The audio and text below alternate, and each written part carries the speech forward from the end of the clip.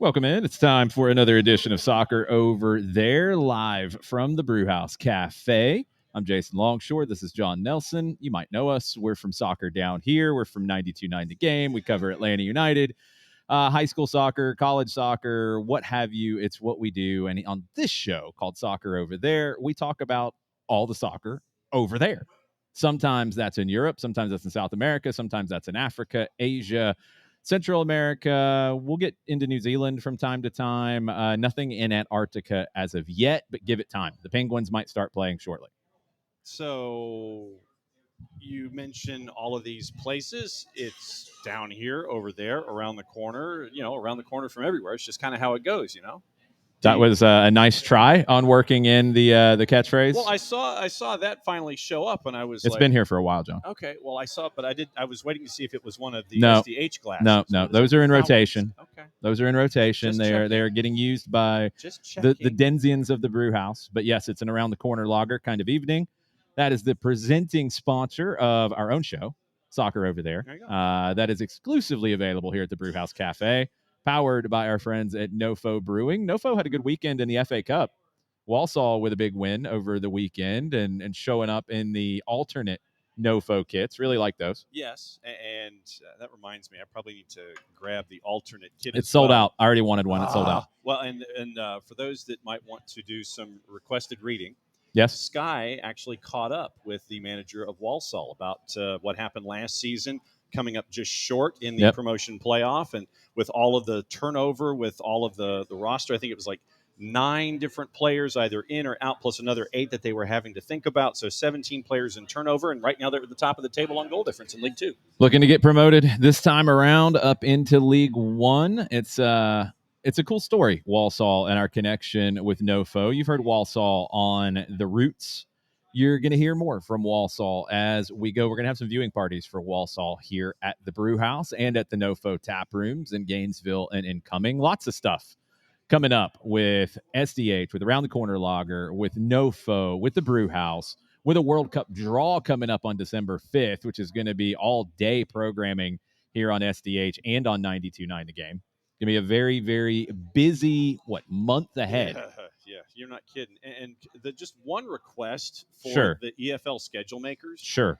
When there is a viewing party over here for Walsall, can it just not be the 7:30 a.m. local time? No. The viewing parties here would be the Tuesday 2:45 games. That's what we're going to do for the Walsall viewing parties. There we go. Okay, just checking, because that 7:30 wake up call. No, we're not doing that one. We're doing the 2:45 Tuesdays. About one a month. The Walsall's in that spot, so we've got one coming up. I think the Tuesday after the World Cup draw is going to be our first one. Sweet. So be on the lookout for that. Be on the lookout for everything at Soccer Down Here on your social media platforms, at the Brewhouse Cafe on the gram. That's where you can get all the updated news. A team sheet coming up later this evening or early tomorrow. 3 games that we're picking out in the midweek for the Champions League that you need to watch. We're going to talk a lot of Champions League here in just a bit. Make sure you're following NoFo Brewco as well on the gram for all of the latest from all of their different places and things and teams and beers and all of that. But we got to get into Champions League because it's match day 4 starting tomorrow. The big game in this round for me, there's a few big games in this round, but the biggest one is a rematch of a match that we saw here in Atlanta not that long ago in the FIFA Club World Cup in the quarterfinals. Bayern and PSG, both undefeated in the Champions League. Bayern undefeated since that match in matches that count. They have not lost since that game at the Benz. 15 straight for Bayern across all competitions. That's a record European start in anybody. And Milan didn't do it. They got 13. Nobody else has done that. They've scored, I think, 54 goals and they've conceded 10 in those 15 games. It's wild what Bayern is doing. PSG's been really good as well. Not quite at the same level they were last year. Not quite at that same level that Bayern has been. They've dropped a result in Ligue 1, which is a little more competitive than it's been typically. Couple of things to look for in this, and we saw it in that match in Atlanta. I think it's going to be really similar in this. Which team is able to dictate the way that the match goes with their counter pressure, the way that they defend? Which team is going to disrupt the other one more? I don't know. I think in the past that was a pretty easy answer with PSG, and you saw it in that match here in Atlanta. Bayern is flying right now under Vincent Kompany. He's already earned himself an extension. This Bayern team is on fire right now. Luis Enrique said that their consistency is the benchmark when we talk about Champions League and we talk about this current run. PSG have lost only 2 of their last 41 home group games. Bayern have won 13 out of 15 against French clubs. The numbers are all like XG in the last 3 games. It's 8.2 and 7.9. So it's super, super even. If Bayern is able to win a 16th straight, like not 15 unbeaten, 15 straight wins. Yeah. If they win a 16th straight and they get a little bit of revenge against PSG, that's the game to watch in Champions League for me. No question. I think they get Dembele back as a part of this. That's the report, yeah. And so you would have Dembele, Barcola, and Kvaratskhelia. And then you got that going up against Elise, Diaz, and Harry Kane.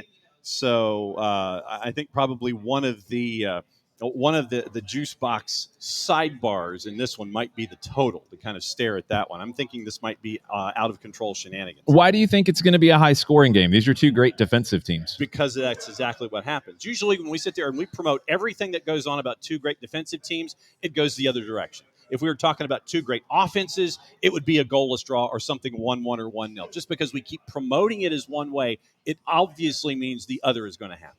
John, I'm going to give you a tip here. Mm-hmm. It's a very important tip. Yeah.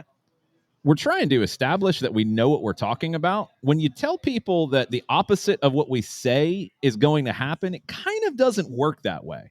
So don't play that game. We know what we're talking about. I'm not denying that. I'm just saying that as much as we talk about it that way, you're saying that we're going to be wrong. That's what you're saying. What I'm saying is that no matter how much we know and how much we break it all down to sit there and talk about things logically in matches like this, logic never happens, and that's why you go with the absolute opposite. Logic happened last year in the final because I told y'all PSG was going to win. I didn't know if they'd win 5-0, but they did. No. Yeah, like, look, this is going to be a big time matchup. They're both going to get through. I think they're both going to finish in the top 8 and automatically make it into the knockout round. They're not going to have to go through the playoff round. But this is a really good test. I think Bayern's in a little bit better form right now when we talk about where things sit with this. I think Bayern's in a better position. They do have to go to Paris here. I think Bayern gets it done. I think they get a at least get a draw out of this, which would be a win for them in Paris. Yeah. I don't know which way I'm going to go on this one. It's not part of our picks of the week, so I'm not obligated to make a pick. I do think Bayern gets a result. I don't know if they get to 16 wins in a row, and a lot of it's going to depend on how Dembele actually looks. Coming back is one thing, but is he effective? Mm-hmm. He's going to give a boost to this PSG team. It's been battling injuries. They've had some bad luck with that. I think PSG ultimately is my favorite to win the Champions League again. Agreed. That's how I felt coming into it. I'm staying with that, but I think they might drop points here. Yeah, I was going to go, and the reason I asked if it was picks of the week, so that way if we were going to sit there and volunteer an idea, I didn't want to make sure that it was going to. I'm not stealing your picks, John. Your picks are bad. I'm not stealing your picks. True, but no, I was actually, PSG in the juice boxes is a slight favorite at a plus 150 compared to Bayern at a plus 158 in the composite, courtesy of our friends at Odds Portal. I was going to go because of the hot form that we've had, or the white hot form that we've had from Bayern, having to go to Paris, not knowing about Dembele and how many minutes you were going to get from him, integrating and all that kind of stuff. I literally was looking at a draw in this one. You always look at a draw? No, not last week, and you show what happened. you almost always look at draws and you almost always pick the draws. So I'm not surprised that would be your recommendation when it comes to this one. There you go. Bam says the biggest game this week is easily Melbourne victory versus Melbourne City. Yeah. Our Australian viewer is chiming in early on. Good morning, Bam. Good morning, Bam. Let's get into another big game of this round of Champions League. Liverpool and Real Madrid. Both 3-0 as well. So that's 4 teams that we've talked about that are at 3-0 in this version of Champions League. You got Trent Alexander-Arnold going back to Anfield. He's going to get booed. Yep. Should he get booed, John? He ain't wearing the Liverpool uniform anymore. So I think that when the match starts, you give him the conditional applause. I don't think he's going to get that. You give him the conditional applause going in, but then the second he walks in the door, then every time he touches the ball, boo. You're a mean fan. I thoroughly disagree with that sentiment. I really do. It is morning time. No. Sorry, it's afternoon time in Australia. Happy for lunch. Bam. Happy lunch then. Yes, you're just past brunch, Pam. No, I don't like that at all, and I'll tell you why. Like, this isn't like a random guy who came to Liverpool and was good there for a few years and then left. This is a kid from their academy. I don't think it's correct to be harsh to him. If you don't want to cheer him, that's fine. I have no problem with that. Like, I go round and round about how you honor guys in a situation. Certain guys deserve a big celebration when they come back, but I think sometimes that gets overdone. I understand if you don't want to do that here if you're Liverpool, and it's a Champions League game, and it's a little bit different format and the way all the pre-match goes. I understand if Liverpool doesn't want to have a video for Trent and doesn't want to do that. That's fine. That's fine. When his name gets announced, if you don't want to cheer, that's fine. I do think you should not boo. I think that is thoroughly disrespectful to a kid who came through your academy and chose to leave, not to go to anywhere, to go to one of the storied clubs in the world. I don't think the way that he was treated on the way out the door was fair or right. And I was disappointed in how that turned out. I'm going to be disappointed in how this turns out tomorrow because I think he's going to get booed out of the building. He's going to have to handle it. He said Liverpool will always be home, no matter how I'm received. I think it should be looked at that way. I think it's a shame that it's not. I think we're getting into a stage where it's just too easy to boo and be critical and be nasty. Mm-hmm. And I wish that wasn't the case, especially when we're talking about somebody who came to your academy. He's a part of your fabric. You wanted to boo him. If I was there, look, I have no dog in the fight. I'm just, to your point, would you boo Otani if he came back and you were at an Angels game, since that's your team? Would you boo Otani? No, because I boo my front office for screwing it up. Why isn't that the talk about Liverpool? It should be. They didn't offer him a good enough contract to keep him. And that's on them. Why isn't that the conversation? Because, as you said, these days it is far easier to go with the negative emotion off the top instead of putting thought into your response. I think it's a real shame, and I wish that wasn't the case. And it's not going to change. It's only going to go more the other way. Virgil van Dijk under some scrutiny as well. He's been in a spat with Wayne Rooney on the blogs and the podcasts and the vlogs and all the places. Wayne Rooney said that the leadership, I guess, had been lacking a little bit, and Van Dijk said that's a lazy take, and they've been back and forth, and Rio Ferdinand jumped in. He said that Van Dijk is still the benchmark for defenders. Yay or nay? I mean, with what's been happening at the back for Liverpool, I mean, I would say Van Dijk in his prime he said still the benchmark, not talking about his prime, because he's not in his prime anymore, in my opinion. No, and that's the thing. It's like if he's the benchmark and he's on the downside of the bell curve, is he the benchmark? I would say no. If he is on that side of the curve, I would say no, that he's not. I don't think he is anymore. If he was here or if he was on this side of the bell curve or here, I would say yes. But he's on that side of the bell curve, so I'm intending to say no. I think he's still excellent. No doubt. But I don't think he's the benchmark. I think he's just off of that. And I don't think that Rooney's completely off base with questioning the leadership of this Liverpool team and the way that they've looked this season. Yeah. You know, that's a valid thing to talk about with the way that Salah has looked, the way the team has looked. They've lost 4 of their last 6 in all competitions. I mean, that's a problem. Can it be fixed? Absolutely. It can be fixed. It's not, they're not a bad team, but there are questions about this team right now. There's more questions than just the leadership. I think to put it all on that, and I don't believe that's what Rooney was doing, but to put it all on that, yeah, I disagree. I'd say that's lazy. But to say that's a factor, I think that's fair. And I think the leaders in this Liverpool team have to look in the mirror a little bit. Dean Huijsen spoke ahead of this match, and he talked about Kylian Mbappe, said he can't be in bad form, just won the Golden Boot in La Liga. He is a monster. He is the kind of monster that when you talk about Real Madrid, I think it's still a work in progress with Xabi Alonso and the way that he wants this team to play. I think he's still trying to get Vinny to buy in. Carlo Ancelotti is trying to help with that, and he's talking to Vinny, saying, "Hey, you need to give Alonso a little bit of love here. You need to settle down." And Carlo's got that kind of relationship with him, and he's his manager on the national team now. So that's going to be a dynamic to this that maybe hadn't truly been considered. I think Real Madrid will be great under Xabi Alonso. I do think it's going to take a year to fully get there because as you're hearing out of the Spanish press, and the Spanish press puts the SEC football press to shame. You ain't kidding. The Spanish press has been talking about Real Madrid having players who talk about getting lazy. They kind of did under Carlo Ancelotti, which it sounded very similar to how Barcelona got under Frank Rijkaard. Any manager who's at a club for an extended period of time and has success runs the risk of the team getting fat and lazy. Yep. Not literally fat. In some cases, that has happened, but fat and lazy. They don't work as hard. They don't put the same effort into meeting the standard. They don't do the things that made them successful because they've won everything. Maybe that's some of the issue with Liverpool right now.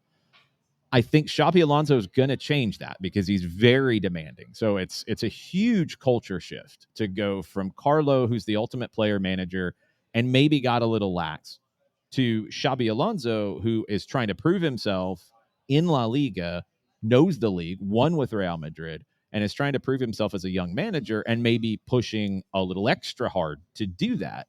I think you're going to break some more eggs this year as you go. They'll be worth it in the long run. And I think Real Madrid will stick with Xabi and get it right. But maybe one of those eggs that gets broken is Vinny. Yeah. Maybe this campaign, ultimately, although they've got the lead in La Liga, we'll see if it holds up. Vinny might be the one that has to go to set the new standard. You've got a contract extension to talk about. You've got crazy money being offered from Saudi Arabia, allegedly. It's going to get really weird with Real Madrid. But this match right now, two teams that I think it can be really weird. Liverpool, it is really weird. Real Madrid, they're getting through the weirdness. This is at Anfield, though. What are you thinking going into this match about what do the juice boxes say about who's favored? Juice boxes have Liverpool as a favorite at a plus 143. Real Madrid is a plus 166. Really even. And draws a plus 287. Remember, in this one, Liverpool is going to be without Isak. And that doesn't mean much this year. Also, Allison and Jeremy Frimpong, who will not be available, I think, in this match as well. So what's it going to look like between the sticks for Liverpool in this one? And, I look at recent form where Liverpool is, as you mentioned, they're 2-4 in their last 6, and Real Madrid's 13 of 14. So, I mean, is this in picks of the week, by the way? No. Okay, so I'm leaning Real Madrid in this one. I'm thinking Liverpool gets it right here because they're so good in Europe at home. 15 straight home wins. Real Madrid only 2 wins in their last 9 against English clubs, 4 losses, 3 draws in it. I worry about Mbappe breaking Liverpool in counter situations because they've been prone to that. But I think the bigger issue, and I wonder how Alonso decides to deploy Mbappe, I would want him running into those wide channels because Liverpool's got a problem with the fullbacks both going and maybe not going fully in sync with the rest of the group. So they're exposed wide, and then that exposes Van Dijk's age and everything else. I would want Mbappe to push wider quite a bit. You can make that work. Xabi's a crafty guy, and I think as we see more and more when we start talking about positions and formations, they don't really mean jack anymore, Right. because it's more about individual situations and creating mismatches and creating 1v1s. There's a lot of basketball to it. You want to get the matchup you want, and sometimes we see it in basketball with pick and rolls. We see it with switches defensively. You want to get to the matchup more than you want to worry about what formation it is on the lineup sheet. I think Mbappe, you want to get him wide. You want to make Van Dijk come chase him. You want to let Mbappe run past him. If Real Madrid can do that, they're going to be successful in this one. I don't think they're going to be able to overcome the aura of Anfield. And I think Liverpool is going to get the win, and maybe with a win over the weekend and a win here, maybe they start to turn it and right the ship a little bit. Let's stay in Spain. FC Barcelona, Marcus Rashford, a little bit of talk about Barca. They're on 7 points in the Champions League right now. Or no, they're on 6 points, actually. They lost to PSG. 2 wins. Rashford's really starting to come together for Barcelona, and he's a little bit different kind of player. And I think at times in a Barcelona system, and Hansi Flick is not the traditional Barcelona manager. So he's interpreting the Barcelona way maybe more than he feels the Barcelona way. So having somebody like Rashford, who's not a typical Barcelona kind of player, is fascinating because he gives you a different element. He gives you a different look and feel than a typical Barca player. He's a little more north-south. He just gives you a different feel, but then he's adapting to kind of meet everything halfway, which is good to see. Flick wants more goals out of him, for sure. He's got 6 in 14 games since his loan from Manchester United. He cuts in from the left. I like how Rashford is doing at Barca. I think Barca's had more injuries than they've been able to really cope with so far this season. They're going to be in the mix all the way through. I would like to pass a memo to every commentator worldwide who does a Barcelona game. Don't be shocked when they play a high line, because they're going to, and they're not going to stop. And if they have a lead, they're going to continue to do it. And if they're chasing a game, guess what? They're going to play a high line. And if they've given up a goal because they played a high line, guess what? They're still going to play a high line. It's not going to go away, because that's part of Hansi Flick's system. That's honestly part of Barcelona's DNA. It's maybe just a little more exaggerated under Hansi Flick. That's what they're going to do. You can't flip a switch and say, oh, we just gave up a goal, we're going to drop off. No, that's not what you do. When you have principles of play, you always lean into them. When things go against you, you double down on your principles of play.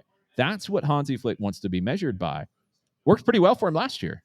Won La Liga, won multiple trophies, didn't win the Champions League, but that series with Inter was as good as it gets. It could have went either way. Barca's going to be just fine. And I really think Rashford gives them a little bit different dynamic this year. When you have, and to your point, when you have someone who is atypical to your style and to your approach, and you bring him in to be a part of a new dynamic, so you have this ingredient. Okay, this just popped into my head, and you probably, after about 7 seconds, you're probably going to shoot me. I might need another beer for this one. Yeah. All right. So when it comes to ham and pineapple on a pizza, oh boy, here we go. You're about to really create controversy. It's not stuff that you would sit there and say should be typical ingredients on a pizza. True? No, it's not. So then there are those that still like that on their pizza. Yes. So to me, in a way, Marcus Rashford is that odd ingredient that you like on a pizza that a lot of folks may sit there and go, why are you putting that there? But when it goes on to the pie, for some folks, it works. They like it when it's added as an atypical ingredient. And so I think that that's what you're getting right now with Marcus Rashford in this version of the club. And you're seeing what something different can do. And if he meets you halfway, then you're seeing the success that's there. Are you using Marcus Rashford at Barcelona to try to promote ham and pineapple on pizza? I don't like it. I'm just saying that there are some things that You don't like it. No. Are you offended by it? No. But you don't like it. I just, look, Steve Taylor, who I used to work with in Atlanta television. You might remember Steve. Know the name. So Steve was the weekend anchor and the sports director at Channel 46. And so he just absolutely loved ham and pineapple on a pizza because of all of the contradictory things that were in play. It was a little bit of the sour with the pineapple and a little bit of the bland with the ham that goes on the cheese. And a little bit of the bland with the ham. That's what, to me, it was. That's what it was. I wasn't a fan of ham and pineapple on a pizza, but he was. Okay. But I think that, once again, you have folks that just enjoy different ingredients on pizza, and you let it be their thing. I'm more of a traditionalist. Well, let me hear about your tradition. Yes, D. Graham. Nick would need to give his opinion on this. I already sent out the bat signal for this one. What is your traditional pizza then? I'm just a pepperoni and whole wheat crust guy. Whole wheat crust. Yeah. It's not necessarily traditional, John. Well, but the ingredient is traditional. Give me pepperoni, extra cheese on whole wheat, and I'm fine. Okay, I mean that's fine. That's traditional. Do you have a margarita pizza? Do you know what a margarita pizza is? I know how to spell it. I don't know what it is. You don't know what a traditional margarita pizza is. Do you know how to spell it? Gherit. Okay, you do know how to spell it. I'm impressed. You should try it sometime. It's very good. Okay. Actually, I think that's probably more traditional in the real sense than a pepperoni pizza. Okay. In an Italian sense. Yeah. The Argentines get crazy with their pizzas. Messi has shown us. You put out the bat signal and Jarrett Smith shows up. Let's get Jarrett Smith into the mix. Jarrett, John was trying to talk about Marcus Rashford at Barcelona, and I was talking about how he's a little bit different kind of player, and he's trying to figure out the Barca way and meeting them halfway, and it's adding some different elements to Barcelona. And John started talking about ham and pineapple on pizza. Your thoughts, Jarrett Smith? I'm so proud of you, John. I'm so proud of you, John. Why are you proud of him? The ham and pineapple is a perfectly fine pizza option. I mean, it's like, look, I'm not going to order it. Yeah. If it's there, I'm going to eat it. Like, I don't hate it, but do I want to order it, and do I feel like it is normal? No. I'm going to say no. If it's there and that's my choice, I'll eat it. I'm not like offended by it. No, you shouldn't be offended Some by people it. Are. Nick probably is. Nick is going to be, because if you cut him open, a good red sauce would come out. Not like ragu out the right. Yeah. But like a good homemade, like someone's Nona made a really good red sauce. That's what comes out if you cut Nick open.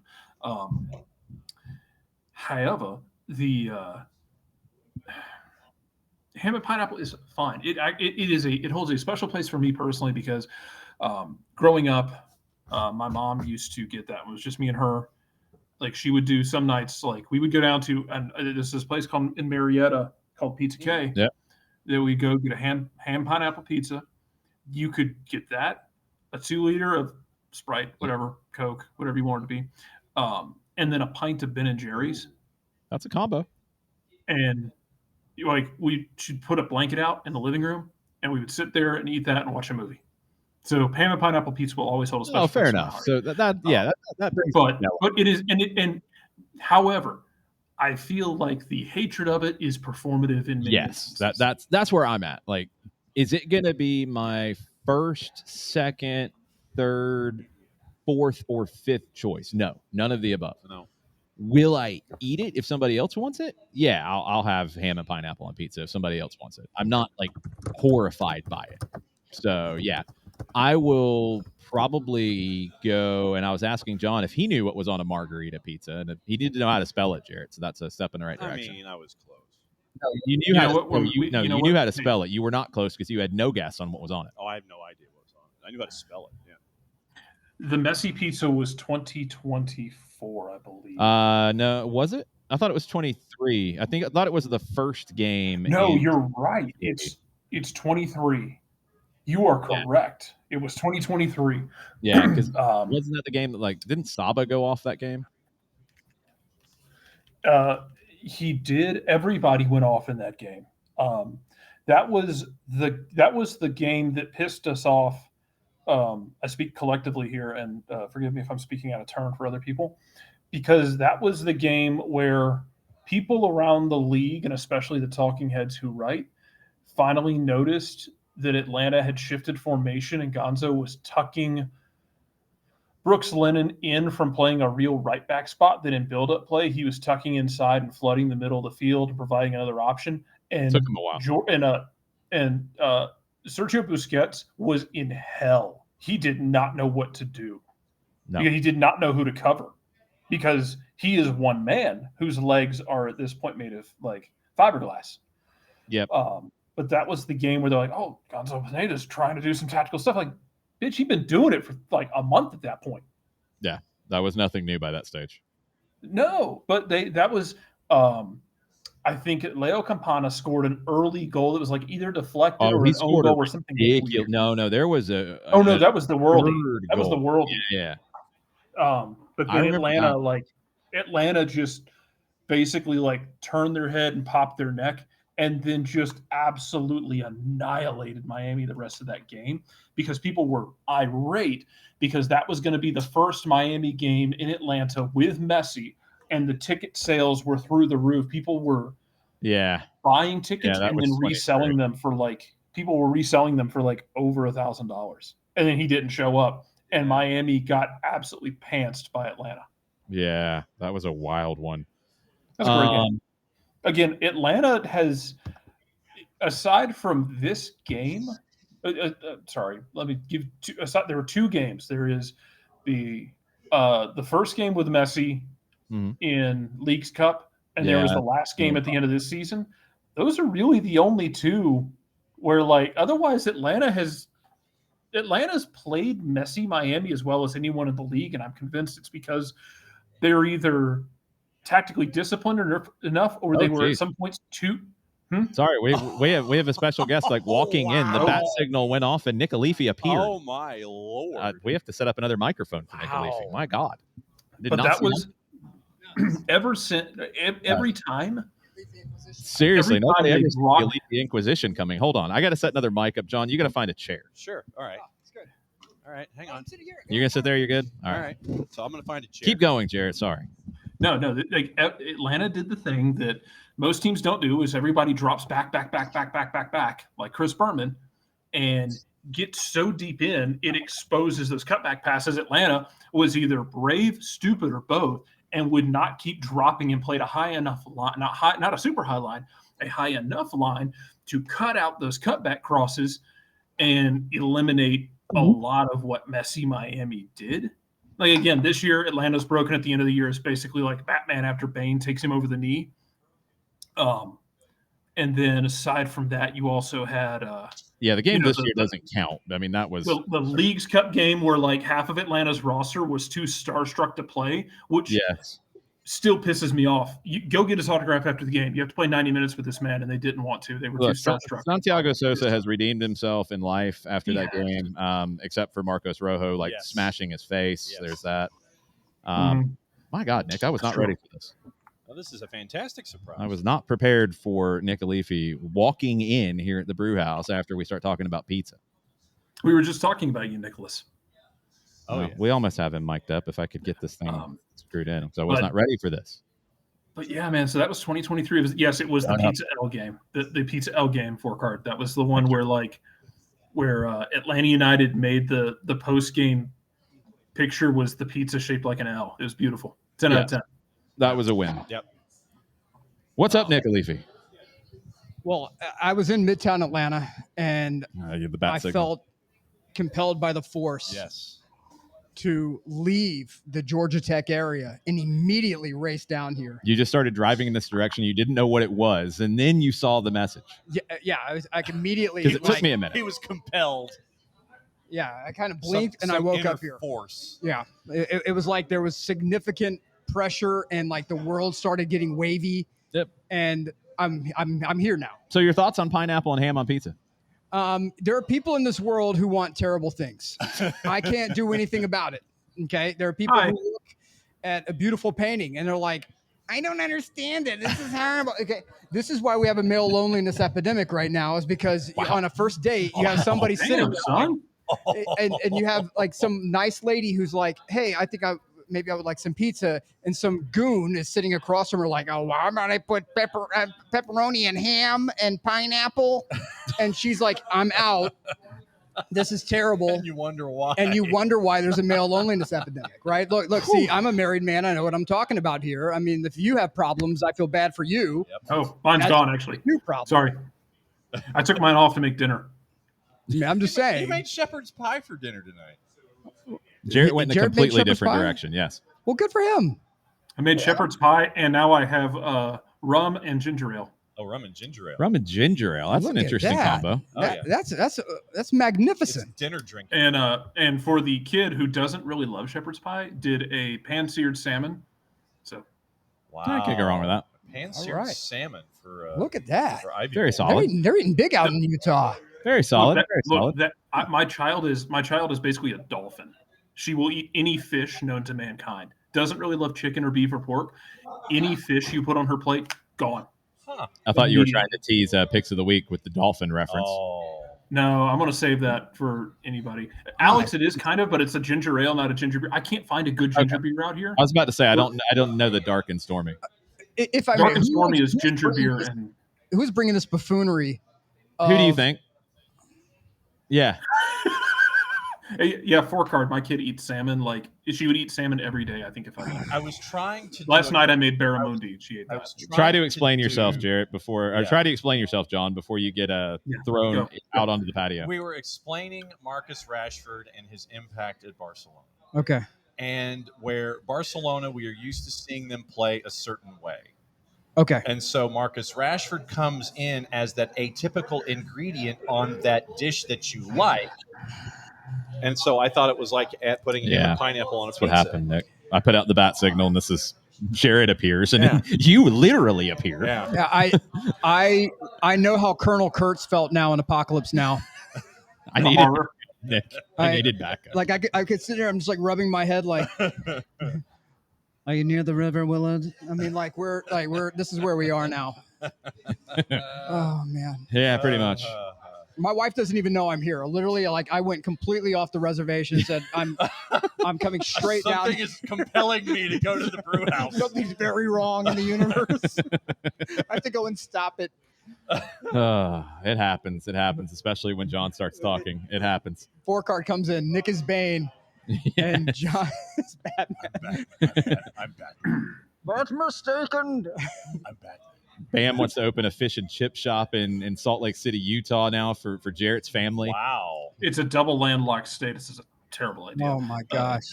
Well, if you do it really well, they wouldn't even be used to that. So that could go really well. Yeah. They also don't have any Waffle Houses out here. So that's absurd. That is so. My plan still is to move to Scotland and open a Waffle House. Like franchise out a Waffle House and open it in Glasgow. Open it in Glasgow? Oh, my God. Ooh. Yeah. Yeah. I would actually like to franchise a Waffle House to Utah because I don't think they'd know what hit them. That would be, yes. That'd be worth. They do like fried food. Some of the stuff like the scramble bowls would go over really well. This is casserole country. Yeah. So they would eat that up literally and figuratively. What do we think of Jarrett? $2 million in liquid assets for that? Is it? We think of $2 million in liquid assets for a Waffle House? Well, you got to also consider how much, what kind of overhead you're talking about with a Waffle House between the land, which is probably going to be owned. It's the same philosophy that Red Lobster used before their private equity BS that ruined them. Yes, that is true. And also the cost of ingredients. Well, and you also need servers / line cooks / security. No, you got to import that. You can't. No, you can't train that. No, you've got to.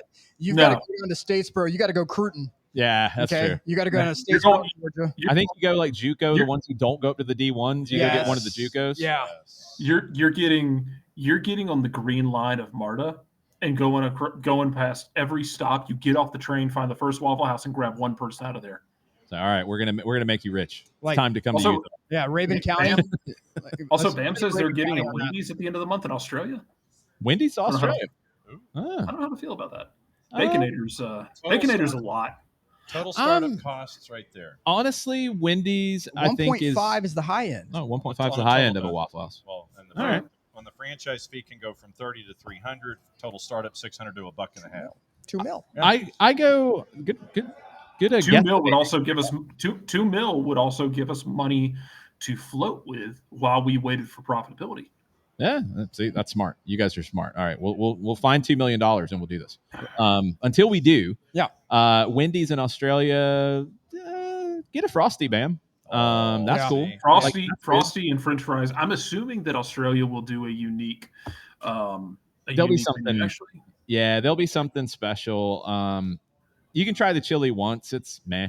Double stack. The double stack is the go-to at the Wendy's. Well, let's go ahead and look at the real question here. What is the real question? The real question here for the Wendy's in Australia, is this going to be a unique Wendy's like we had? I'm looking at the menu right now. I'm looking at the Australian menu right now. Are we getting the super bar in Australia? If you get a super bar, Bam, you need to go and just like take a day and be there. Like I missed the super bar. The super bar was okay. So instead of the Baconator, it's called the Bacon Mater with an M. Well, that sounds weird. Yeah. I don't know about that. Same philosophy. Is it beef or kangaroo meat? It's beef. I've had kangaroo meat. Kangaroo meat's delicious. Really? Also the best. Yes. It's a Wendy's gas station? That's actually a good question. Huh. If you ever are in the Marietta Square, there's an Australian bakery in the Marietta Square, right next to where Eddie's Trick Shop used to be. Yeah. The guy who owns it is Australian. I never got to ask where he's from. He's a super nice guy. Because he asked me if I played Aussie rules one time, and I told him no, and he's like, "Oh, you should play." I'm like, "No, I've seen that shit. I'm not doing that. I'm not built for that." But it's because I was tall. I could high point a ball. But the Australian bakery is amazing, and they had a kangaroo burger there one time. One of the best burgers I've ever had in my life. But I used to go there on Saturday mornings. Never tried kangaroo. Never tried kangaroo meat. All right, so I need a breakdown here. Everybody's on it. Yes, because I've eaten alligator, right? And it's like chewy. It's like chewy chicken. Yeah, not a fan. Not a huge fan. Salted alligator's good. Bear's like a fried kind of nugget form, it's okay. Yeah, but Yeah. So okay, I need a breakdown of kangaroo nuggets. What Jarrett, you've had it? Kangaroo? Yeah. Okay. Yeah, it's really good. Yeah, the one I had was really good. I used to go there because Ivy used to do they had like a kids yoga class down at the square, so we used to drop her off. And I used to go get breakfast there, and they'd have like these Australian breakfast pie, like a Ned Kelly pie, that was so good. I would get that, and I forget the name. It starts with a B, but it's a brand of ginger beer. But I used to get like in a little glass bottle, and then a Ned Kelly pie, and sit out on the square and just have that for breakfast. And it was a wonderful, wonderful morning. The kangaroo is delicious. The kangaroo meat is delicious. I've had a burger that was great, and the best first baseman's mitt I ever had in my Bundaberg ginger beer. So the best first baseman's mitt I ever used in my life was made of kangaroo leather. Like that thing would have stopped a bullet. Aren't the Copa Mundials? Aren't they kangaroo leather? Yeah, I think it's kangaroo leather. Yeah, it's either those. If it's not those, it's the first Ronaldinho's that Nike did. Those were amazing. Yeah, so for a long time, one of those is kangaroo. It is my understanding that kangaroos are. I worked at Miter for a long time, and almost all the uppers were going to be some type of kangaroo leather. It was very resilient. You could easily apply moisturizer to it. The things would just last forever. You really didn't start getting into more of the synthetic materials until you got into the Nike's KNG 100, right? Which was with the Ronaldo phenomenal shoe, and then and Adidas working in vinyl with the Predators. Yeah, and so then that's when you really started going more synthetic upper, the addition of vinyl and rubber to affect the trajectory of the ball. So yeah, but like Diodora for a long time had kangaroo leather and those things. And what made it different was that if you applied the leather food and treated them well, they actually performed exceptionally well in wet conditions. Oh, well. You could really, and this is for anyone under our age group. I know you're used to shooting with all the synthetic crap, but with the kangaroo leather shoes. Back in our day. Man, they would grip in the rain like nobody's business. They were great. And yes, I am happy to come to Australia. That to me, that's the most the most like the part that really took me out of Mad Max, like any of the Mad Max movies, was that there were not one single emu survived, not one single kangaroo survived in Mad Max. Like, I mean, Australia could have been eaten for a while. That wouldn't have been fair though, because you don't. The rule number one is you don't screw with giant birds of any kind. No. They're basically dinosaurs that kind of found a cheat code. Yes. So don't screw with giant birds of any kind, whether it's emu, cassowary, or ostrich. Also, and BAM confirms, kangaroos are a pest. So don't feel bad if you're eating a kangaroo or finding something made of kangaroo leather. Okay. Oh, D. Graham's got some Deodoras. Nice. Yeah, there you go. See, I mean, I never had Deodora boots. I had some Deodora indoors, but I never had Deodora boots. I had the Kelmies that were kangaroo leather that had phenomenal grip. You could really put some swerve on the ball with it. And then I think I had some Lotos that might have been kangaroo leather. Yeah. They were amazing, like their version of the Copa Mundial back in the day. We went way off track because this guy showed up. A couple more things really quick before we can start to get close to picks of the week. Arsenal update today. Update today on Arsenal. Victor Gyökeres, he's out, felt something after training. Mikel Arteta said he's not playing in this match. So what does that look like up top? We're going to find out. It's a real stress test here for Arsenal. They play Slavia Prague. They should be okay. Yeah. But missing Gyökeres is going to hurt them. What are the juice boxes, John Nelson? Arsenal minus 370, Slavia Prague to win north of plus 1,000, and your draws of plus 480. Okay. All right.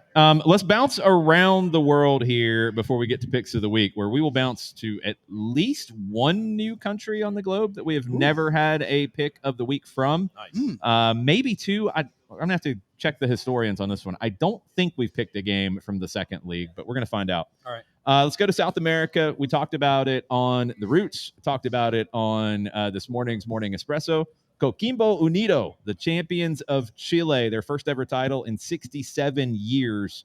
Their manager, first full season in charge at this level. He's killing it. Cecilia Waterman from Panama has gone there, and he is killing it. Nicolas Palavecino, a player that we've seen around from Argentina. He's bounced around. He's in Chile. He's killing it. They're the Pirates. They're in a port city, so it makes total sense. Hell yeah. But if you haven't seen the badge from Coquimbo Unido, it is outstanding.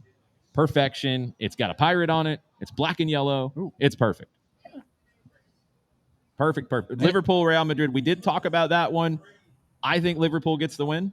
Real Madrid is still figuring out, finding their way. They're still getting there. They're not there yet, in my opinion. I think Liverpool will ride the home advantage and get it done. I'm just gonna go Real Madrid here because I think that even if they're figuring things out, they're just a team that has like the parchment in hell with their names written on it when it comes to any sort of Champions League play. True. They figure it out. So Real Madrid, that's who I'm running with. Right there with you. River Plate, they've got some issues. They've lost 4 straight at home. Wow. The first time since 1926. Is Monumental still standing? It is. It better be because they host Boca on Sunday. Oh, boy. Marcelo Gallardo might not be standing. No. Yes. It's a mess. They have a new president, Stefano Di Carlo, the youngest president in history at River. They're kind of at a crossroads here, and if it doesn't go well against Boca, last time these teams played, Boca lost. Fernando Gago got after the match. Marcelo Gallardo might get got after this. Yeah, it's not good. It's gonna be so, man. But that's so weird to think about, and it's think about what Gallardo was when he was there the first time. Yeah, it hasn't quite been the same. No, and it doesn't always work to go home, but also like everybody wanders. This is why I tell people on the morning show, whether it's here, whether it's a morning show, whether it's in person on the train, and you're wondering why the hell I'm talking to you. This is why you cherish those good moments and why you kind of let those bad moments slide off your shoulders, because neither one of them last forever. You can't dwell on all the bad, and you can't cling to the good forever, because nothing great lasts forever, nothing bad lasts forever. It comes in waves. New England Patriots don't exist in the greater sporting world. John's over here trying to buy Coquimbo Unido stuff. Damn right I am. This is some nice, gorgeous stuff. Yo, Los Piratas. Hey, you have to understand. Can someone please confirm that John has like a really good like spyware or like virus protection? No. Okay. I'm concerned because he doesn't. He's gonna have to have like burner cards or something because he doesn't. It's not coming back from this. No. Well, wait till we get the picks of the week. He might be getting into some even more obscure picks. Let's go to Brazil. The Brazilian national team, Carlo Ancelotti, did not call up Neymar. He's still out. It's no surprise. Did you see the free kick? Yes. That was he faked. So he steps up to take the free kick. It's like around the top of the arc. Yeah. He steps up, doesn't take it. The wall jumps. Jesus Christ, Alex. And he puts it over the wall. The keeper makes a great save. I've never seen that. I've never seen a feint on a free kick. Can't do it from the spot anymore, I guess, so he tries it on the free kicks. I mean, he's still broken. He's got 6 months to get fit. Well, but then he's also got the billionaire that gave him the trust or whatever? Well, yeah, there's that. A Brazil fan, I don't know if he was a Santos fan as well, Brazil fan who basically willed all of his money to Neymar because he didn't have any family to give it to. Yeah. So, instead of... Well, let's be clear. It didn't have probably any family he wanted to give it to. Well, there's that. I think I heard that he didn't have any family to give it to. Okay. Maybe that was being nice to whatever family existed that didn't get it. I don't know. Yeah, but yes, Neymar is doing fine for himself money-wise, but he's got to play. He's got to get fit. He keeps getting hurt. I feel bad for him. I want him to go out with one more World Cup, but he's out of contract with Santos at the end of the year too. Yeah. So he's got to find somewhere to play for 6 months and be fit and play his way into it. I think Carlo will take him if he's fit. Carlo will. Even if he's number 26 on the roster, he'll take it. Because Carlo is a guy who wants harmony in the locker room. Yeah. He's a player's coach. And if the players, I'll put it this way, if the players as a whole say, we need Neymar to come with us, then he's coming. Neymar's going to be there. Yeah. But this is it for Neymar. Mm-hmm. Like, I don't think he's getting fit. I don't think he's going to resurrect his career. There's too much money. There's too much notoriety. There's too much Ric Flair lifestyle. Without the bad fat burners that were bought at GNC. Can he do the Maradona 94 and get healthy for one more go round with the Celtics out? Well, I mean, that was a lot of it's a lot of cocaine, adrenaline and cocaine. There's things that they test for nowadays. I do think at that point the cocaine was on the back burner for a little while. Right. The fat burner, the GNC. Yeah. Sure, that's called freebasing. No, it was definitely very prevalent. There was a discrepancy in the different versions of it. I can't remember which one he was taking. This was like mid-90s. The Argentine version didn't have whatever chemical that was banned, but the U.S. one did. So that's what ended up getting him popped. But as a fat burner, he was all over it because he was kind of chunky at that point. Yeah. But he went out into the wilderness in Patagonia and was running around like it looked like Rocky in Rocky 4 in Siberia, except Diego's in Patagonia wearing a Michael Jordan Dream Team jersey working out. Look, Hearts on Fire is I'm sure he was listening to that. Underrated track. And it was actually playing in the gym the other day. Yeah. I mean, that's the Rocky 4 soundtrack. That's the one to go to. Okay. Sure. It's 1 or 4. Your two soundtracks to go between. Yeah, 2 and 3 to skip. Yeah, Jean Belvoir, There's No Easy Way Out when he's having the montage. Yeah. The training montage is great. Hearts on Fire. That was from 4, right? Yeah. Yeah. And then, I mean, the theme's on 1. So War is also on the track with I think it was DaCosta who did that one. And that's like super dramatic. Does the audience even know what's at stake? East against West, right? Barry Tompkins calling the match. But I mean, look, Neymar to get steer this train. Yeah, we try. Without power steering. We try. But Neymar, there's no training regimen that Neymar is going to commit himself to. That's what I think.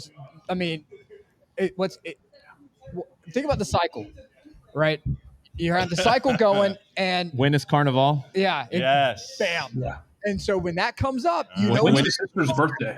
Yeah. His sister's birthday's coming up. Carnival's coming up. like no matter what momentum he has going into that period, it stops dead in its tracks at Carnival and his sister's birthday. Yep. And to get him back into that momentum again, it's not happening. You bring him along, and Italy ran into this in 2006 when they were like, do we bring in Maldini or not? And there was the idea that you have to make the clean break from the legend. You have to allow a new group to carry it forward. And it worked well for Italy in 2006. It should be followed by Brazil in this tournament and leave Neymar at home. It depends on what happens. He's going to take him. If he's fit, if he's resembling fit, if he can play 10 minutes in a game for you, I think he ends up making the trip. Right. He can be your victory cigar. Yeah, I mean, yeah, he could be. 110 asked, when does Miami announce Neymar? I don't think they do for the reasons we just talked about. I don't think, for whatever you think about the way Miami's built their team, Jordi Alba has delivered. Yeah.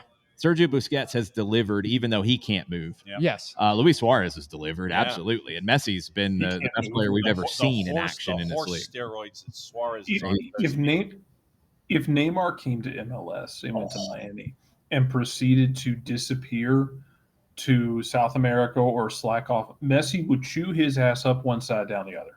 Yeah, and Beckham would too. I mean, that just that wouldn't fly. It's just they're not going to bring him in because of that. I do disagree with you. Messi cares too much about his glory, right? Not in a bad way. I don't think Griezmann is the one to go to Miami either. LAFC is the one that's been linked with him. Now that could have changed when Sonny came in. Griezmann will come into MLS for sure. Yeah, I don't know if he's going to go to Miami. Miami's going to have two spots, maybe one, in terms of big money signings. I figure Rodrigo goes up into one of the. Well, he goes one for sure. Actually, they'll have one and maybe not one if they keep Luis Suarez and they put him on a DP deal. I don't think they will. If he comes back, I think he'll be TAM. But I don't know what direction they go. Going to get DePaul was really interesting. I think that tells you when you go get a guy like DePaul, you're not bringing in Neymar. Yeah. You're bringing in somebody to help you win. Well, it's going to be a question of, if not Miami and not LAFC. Yeah. For Griezmann? For NYC. For Neymar. For Neymar. I don't think he comes to MLS. I think he does. No, I don't think so. I think it is going to be somebody like NYCFC who does it. I could see. They're smarter than that. If he comes to MLS, it's going to be because somebody says, I want a Messi or a Sonny, and they're going to think that he's the guy.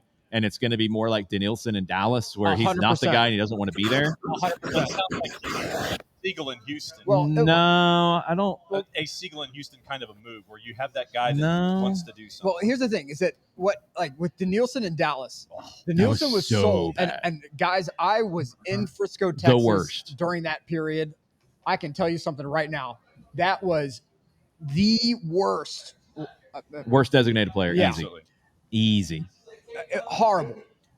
And I think they sold him on, you're going to live in Dallas. You're going to have like big Cadillacs. J.R. Ewing. You're going to have the J.R. Ewing Cadillac, convertible. You're going to have the Dallas Cowboy cheerleaders. And then he pulls up in Frisco, Texas. Yeah. Yep. Which is this not ain't Dallas. No, it's not Dallas. Could you imagine Neymar in Charlotte? No, they're not going to. They're smarter than that too. I'll tell you who does it, and I'll tell you who possibly ends up strangling him. Joey Saputo in Montreal. Oh. Yep. You do it. Oh, that for Griezmann? Yes. No, for Neymar. For Neymar. Oh, no, for Griezmann, though. I could see Griezmann doing that, too. I could see Joey go for both because he needs to make a splash, but I could see him ending up with Neymar and wishing he didn't in like a month. Do you think that Orlando tries to get Ricky Kaká to call up Neymar to gauge interest? I'd see Orlando go more for Griezmann than for Neymar. I think they understand it a little bit more. I don't think they're going to throw dumb money on selling shirts because that's basically where you are with Neymar right now. Yeah.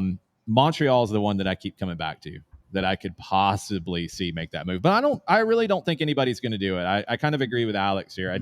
I think the teams are smarter than that now, and they're not going to take the risk they would need to make it happen. I think probably he's going to stay at Santos for another 6 months. Yeah.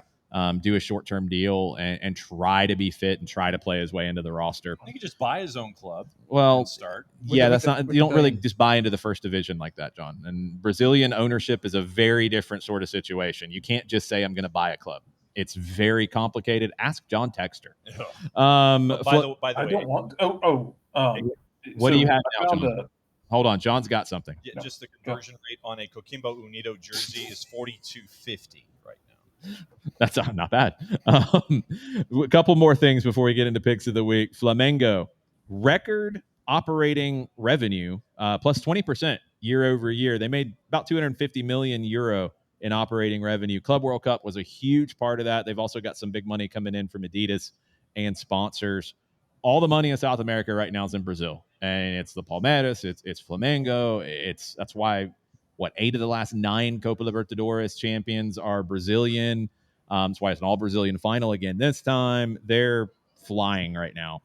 Africa, you had the Champions League group stage draw. Pyramids are your defending champions. They're in Group A with a team that's going to make it into picks of the week this time around. Oh man, we'll talk about that shortly.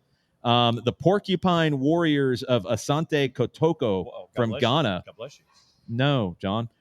They are in the group with Al Ahly from Egypt. Asante Kotoko is a team to watch. They're the Porcupine Warriors. Come on. Porcupine Warriors. Awesome. Porcupine Warriors. Put some respect on that name. You got 8 different nations represented in this Champions League, the most since 2016. So it's starting to spread out a little bit in Africa. Europe, quickly, we talked about PSG dropping some points earlier. You've got Monaco, you've got Nice, you've got Lyon, you've got Marseille. It's 2-point lead for PSG. It's a little crowded in France at the moment. Serie A, Nick, your thoughts on Sassuolo losing to Genoa. Genoa gets the win after sending Patrick Vieira out the door. Where do things stand right now in Serie A, in your opinion? Look, it's one of the most competitive seasons that I can remember in recent memory. Everybody is at the top of the table, is very dangerous. It's going to be interesting to see what Juve does going forward. It's going to be interesting to see what Genoa has going forward, because this looked to be, and I watched that game today, by the way, and it looked to me like a team that Fabio Grosso for Sassuolo looked like he was about to lose his mind. There were times where Genoa was very patient and made Sassuolo pay. 2, the atmosphere was terrible. They played in Sassuolo's home stadium. Okay. Monday night Calcio was supposed to be a little larger crowd. That wasn't happening. So Sassuolo going back down? Yeah, it could be. But it's going to be interesting to see what happens to Genoa going forward, because they have the stadium. They have, they're up in the north. They have the ability to find funding somewhere. They should be more competitive than they are. It's just, where are they going to get the resources to do it? They feel like they should be bottom half of the top half. Yeah. Is that fair? Yeah. For where they could be? It was the old Roma spot, like the 8, like 7. Roma's bumped up a notch from that. It Yes. feels like they could be in that kind of spot. Yeah. And they're just not. No. Como's jumped them. I mean, Como is kind of taken into that spot, and Como might be in the top half of the top half. They're doing a phenomenal job developing players at Como. Yeah. And that's something, though, that, they've talked about, is that they're having trouble finding the Italian kids, one, who are ready to come in at an academy level to compete with knowledge of the game, that sort of instinctive capability. They're having trouble sourcing those players, so they're having to go more outside to do that. That's not what they want to do. They want to have, more Italian-heavy academy growing and developing talent. It's going to be interesting to see where they go with that. Stadium expansion there is going to be an issue. Yep. How long they can keep that brain trust in Como is going to be an issue. Yeah. Fabregas is going to be wanted by everybody. Yep. Yeah. And because if you can make it work in Como, you can make it work anywhere. And I mean, the views in Como are incredible. If you've never seen, oh my God, the views of Como, Casino Royale, the ending of Casino Royale, and also in Star Wars Episode 2. So when Anakin is on that little pad, I don't like sand. That's essentially Lake Como. They didn't have to do any sort of special effects. That's just Lake Como as it is. 110 asks about Patrick Vieira. If any chance he's in the job here, in the job hunt here. I would think not, because it sounds like that was kind of far down the road before he was pushed out. Maybe then that changes everything. I don't know. Jason, but it sounds like it was kind of far down the road. Jason. Yes. I know that you know people. I know people, but I don't know everything. You don't have to. Don't give away. I'm just saying. I know that you know people. Yes. I need you to quietly put out there, please God, no. Okay. That's all I need you to say.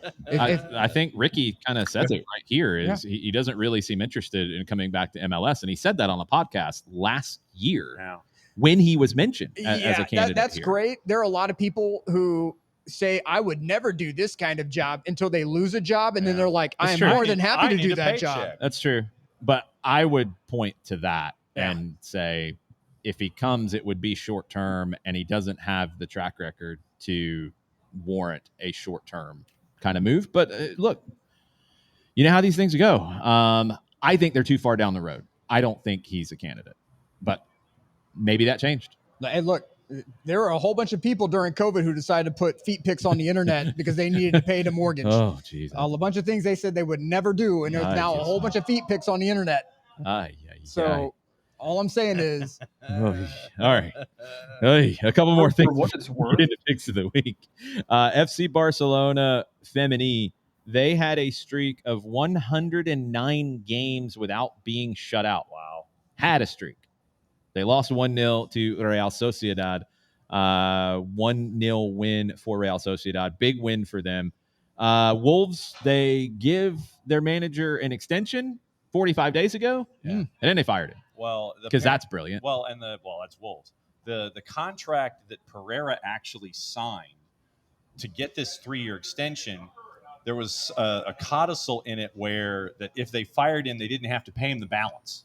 Yeah, no, it's still stupid, but I don't care about the codicil. I'm saying they literally put the news out there and said, we are signing you to a new contract for 3 more years. Yeah. Mm-hmm. Oh, wait, a month and a half later? No, we're not. Yeah, that's Wolves. Like, you look foolish. Yes. You look bad for anybody else who might want to go there. Yeah. Paulo Fonseca is linked to that, but I don't think he's going there. That's crazy because he's in a much better situation in France. Yes. I don't know. We'll see. Gary O'Neill has said no. Yes. He was the guy before Pereira. Right. And they wanted to go back to him because Wolves is a mess. Yes. And he said no because he showed some sense. Yes. Don't do Wolves. Hold on. See what he's doing. I mean, they might. Making bad decisions in England. Yes, for whatever reason, he might be desperate enough to take it. Just don't. Yeah, I would say just don't as well. By the way, according to a recent ranking on ESPN, Danielson is the 7th worst designated player in MLS history. Who said who are the 6 ahead of him? And I will tell you that that's wrong. Okay, what order do you want me to go in? You want me to go 6 or start? Go up from. So he was 7. Who's 6? Okay, 6. Nery Castillo, Chicago Fire. I think Nery Castillo actually played more than single-digit games. Yes. Not much better, but better. Blaise Matuidi is number 5. Oh, Blaise Matuidi wasn't that bad. He just got bodied by Santiago Sosa and then went to the beach, and they cheated to pay for him. So he wasn't actually a designated player, so that's not accurate. He should have been, but he wasn't. Correct. Innocent Emekara.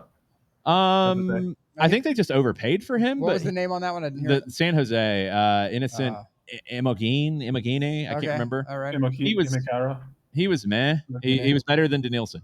Yeah. Rice Mboldi, Philadelphia Union. Is that the goalkeeper they brought in? Yes. He's in the conversation. They had Zach McMath on roster and Andre Blake, and they paid for him. Yeah, they didn't believe in Blake yet, and nobody believed in Zach McMath for some reason historically, and it's a shame. That's pretty bad. That's in the conversation. That's I'm willing to put that on the board. Yeah, that's on the board. Number 2, Steven Gerrard is number 2. No, he was bad, but he wasn't that bad. Yeah, he just couldn't run anymore at that point. There was number 1 that never. Yeah, they were unfair expectations, but yes. Number 1, Rafa Marquez. No, Rafa actually scored some bangers. Like, I mean, he got some red cards too. He was a mess, right. No, Yeah. Rafa had some good things. He was just all over the map. Rafa gave us the most entertaining playoff game I've ever seen in my life outside of the double post. That game, I swear, like that's one that we need to have like a live viewing of because it was supposed to happen the night before, but Red Bulls didn't want to play because there was snow on the field. DC at Red Bull Arena is shoveling the field. They end up not being able to play. The DC supporters have to get on buses to go back to DC, then come back the next day. There's hardly anybody there because the game got rescheduled.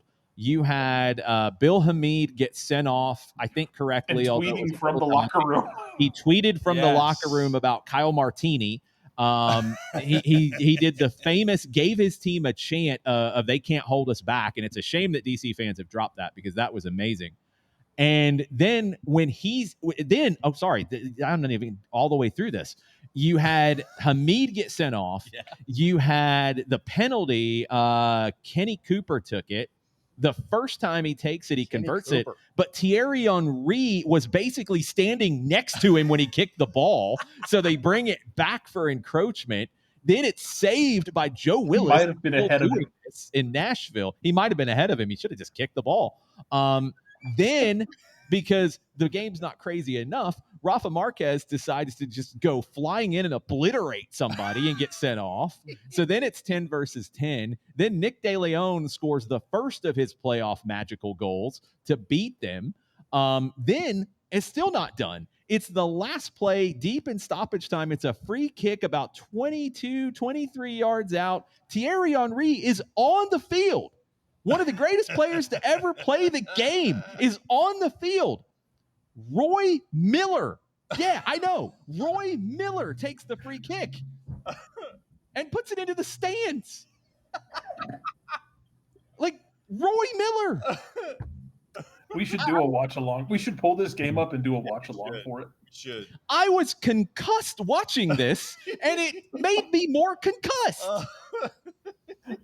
I don't think people understand the level of uselessness that Danielson brought to Frisco, Texas. Absolutely. I may have told this story. Please shut me down if I have. No, we're not. Okay.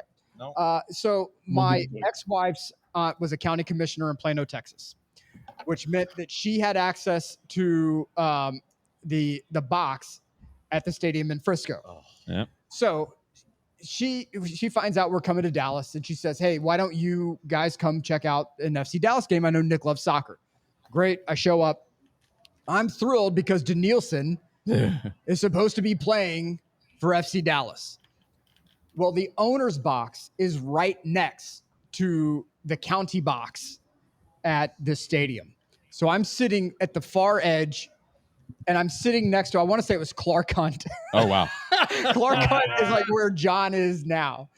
And so I look over and I'm like, so Danielson, huh? And the look that Clark Hunt shot me was equal parts, how dare you? And I'm not going to admit you're speak right. to me about this name, one. And two, yeah, we know. Uh-huh. It will forever be burned into my mind. God, the despair on that poor man's face. I can't believe we invested this ish. So Danielson, but you had, I mean, that team should have been so much better than it was. Yeah. But you had fantastic talent across the board, and then you added Danielson. Then you added Danielson. We're one player away. No, not that one. Who's the guy doing all That's not the player. Not that guy. Yeah, not him. All right, let's get Red Bull saying Kaku was the player to put them over the top. Yeah, he kicked the ball in the stands and hit somebody in the face instead. Let's get into picks of the week. Picks of the week. So I won for the second time the week before. We go into this one with Jarrett in third place overall. Nick was leading the overall table. I was the only one with 2 wins coming into this week. Nick was leading the overall points table with Sophia second, Jarrett third. Game 1 last week was Wrexham and Cardiff. The only one to get it right was Jarrett. Everybody else got it wrong. Damn. The second game on the board was the Zebra Derby with Juventus and Udinese. Who got that one right? I did not. Maddie got it right. Sophia got it right. John got it right. Drew got it right. Nick, you could not pick Juventus, which I understand. No. They won. Racing and Flamengo, the Copa Libertadores semifinal second leg. That was game 3, finished in a scoreless draw. I didn't get it. Maddie didn't get it. Jarrett didn't get it. Sophia didn't get it. John didn't get it. Nobody got it. Everybody missed on. Oh, sorry, Nick got it. Sorry, Nick, you got the scoreless draw. You got the 140. Game 4 was Olimpia and Alajuelense in the CONCACAF Central American Cup. That one finished in a 1-1 draw. I got that. Let's see. I think I was the only one to get it. I was. So that made it kind of interesting. Nobody was really doing well halfway through the board. The leader halfway through was Nick on 40. Jared on 20. Those were the only ones in positive. By an inch or a mile, baby. Nilsson had a tryout with the Bolton Wanderers in 2009, and they turned him down to sign him permanently. What? They turned him down? They didn't let him try out, and they signed him permanently? They tried him out, but they're like, nah, thanks. So they didn't sign him permanently. They didn't sign him permanently. For 110, Robbie Keane has actually been rumored for the Celtic job. Yes, Robbie Keane has been rumored for the Celtic job. I've not heard hilarious. The Atlanta job. Which would be hilarious with the Atlanta job, because you can always come home, because one of Robbie Keane's assistants is Stephen Glass. Yes. Stephen Glass is right there. Atlanta United U2 and United 2 and Atlanta United. And Ricardo Gardner. Yeah, they're bums. Let's go to game 5. We went to Guadeloupe with the Coupe de France, Gossier and Dynamo Lemoul. That one, I think, what happened in that game? I need to double check. I'm probably going to get a virus. It's all right. We'll try it. Hang on. You want me to do it for you? No, I got it. All your base are belong to us. Sofa score gets a little dodgy at times. Gossier won 3-1. Sorry, that one wasn't too crazy. So Gossier won. Maddie got that one. Nope, sorry. Game 5. No, game 6. We're into game 6. Sorry. Maddie got that one. Jarrett got that one. Sophia got that one. And that's it. Yeah. Game 7 was... I'm missing one. Okay, game 6 was, the Botswana Premier League. This is how chaotic. Are sure these scores are accurate? They are. Okay. That's in order here. I don't have it listed here. You see it right here. Game 6 was Nico United and the Township Rollers from Botswana. Then that one was the crazy one. Sorry, that was the one that had like a last-minute goal that changed it. Nico United, the Baby Zombies. One of my new favorite teams. Baby Zombies forever. A 2-2 draw. Yes. With the Baby Zombies. First off, it was scoreless at halftime. I was actually paying attention to this one. Then the Township Rollers scored 2 goals 2 minutes apart in the 65th and 67th minutes. Then the Baby Zombies came back because they don't cry. They scored 2, the 82nd minute and the 88th. Angry babies. To get the score, or the 2-2 draw. They get the point. Game 7 was Real Sociedad and Athletic Club. And then game 8 was Wolfsburg and Hoffenheim. And the Hoff got the win. Wow. So from midway through, the leader was Nick on 40. We finish with Nick not on 40, on 350. There we go. You were in the positive. Yeah. Sophia was barely in the positive. I was in the positive with 175, thanks to Hoffenheim. Keep going. Maddie was second with 779. There you go. Jarrett, no, we're going the other way, John. That's the point. Jarrett was first with 955. Nice. So yes, John did get the prop bet right in the Sun Belt with 14 goals in 5 games on the next to last game day of it. Ooh. So he got that right. So he got 100 points for that. He still finished at minus 456. Jesus Christ. Yes. This is what happens when I pick winners instead of draws. That means you have to sell your house or your car and not your house. You always try to be like, well, it should be like this because then the points are over here and then somebody else picked this and just pick what you think is going to happen. Like, that's all. Don't try to game the system. That's why you're in last place in the new season. Last place. 908. Last place. I'm picking draws. Drew's 998. You're going to finish last doing that? I'm 5th. Jarrett and I are the only two who've won twice. I'm 5th. It's boom or bust for me. Consistency, Maddie's then next. Consistency is the top 3. It's Sophia with 2110. It is Nick with 2691. See? But now it's Jarrett with 2946. He's opened up a lead. Jarrett, what do you have to say for yourself? Preface this by saying, has anybody, y'all seen The Gangs of New York? Yes. Okay. I need you to understand. Okay. This for me, for going back to the old days of soccer over there, the halcyon days when we were truly unhinged, walking around the neighborhood in the middle of the night, fighting raccoons off. We were. I never fought a raccoon. To be matched up now with Jason with 2 wins and to be going up against Jason, we live by the same principles. It was only faith that divided us. I think so. And he took me down. Faith took you down. down. I did not take my eye out and wrap it in blue paper for him, but I rose back up with a full heart and I buried all of you. Wow. With your own blood. Wow. Can you bury somebody in blood? Worth killing. Doesn't it like run away? The ones on this screen. Coagulates over time. Okay, fair enough. Just checking. Yeah. I like that he took the glasses off to cut the promo. Oh yeah, that was good. That's how serious he was. Right, that was good. He brought in some real old school podcast vibes. Yeah. You know, yes. like hey, I'm gonna let me thumb through this like ancient parchment here. When none of us needed glasses. You know, like I've needed glasses. That was a good promo, Jarrett. That was a good promo. Third grade, I needed glasses. No, second grade, I think. Actually, jeez, yeah, my eyes are messed up. My eyes like go different directions. Welcome to my eyes. It sucks. All right, Jarrett. So you got to pick 4 games, and you had some doozies. I tried to bring a little bit of order. I don't know, semblance. In my defense, I left you the softball that I know matters most to you. I did not take. You did. You let me pick that one. I appreciate it. And I went off the board. So much our friendship matters to me.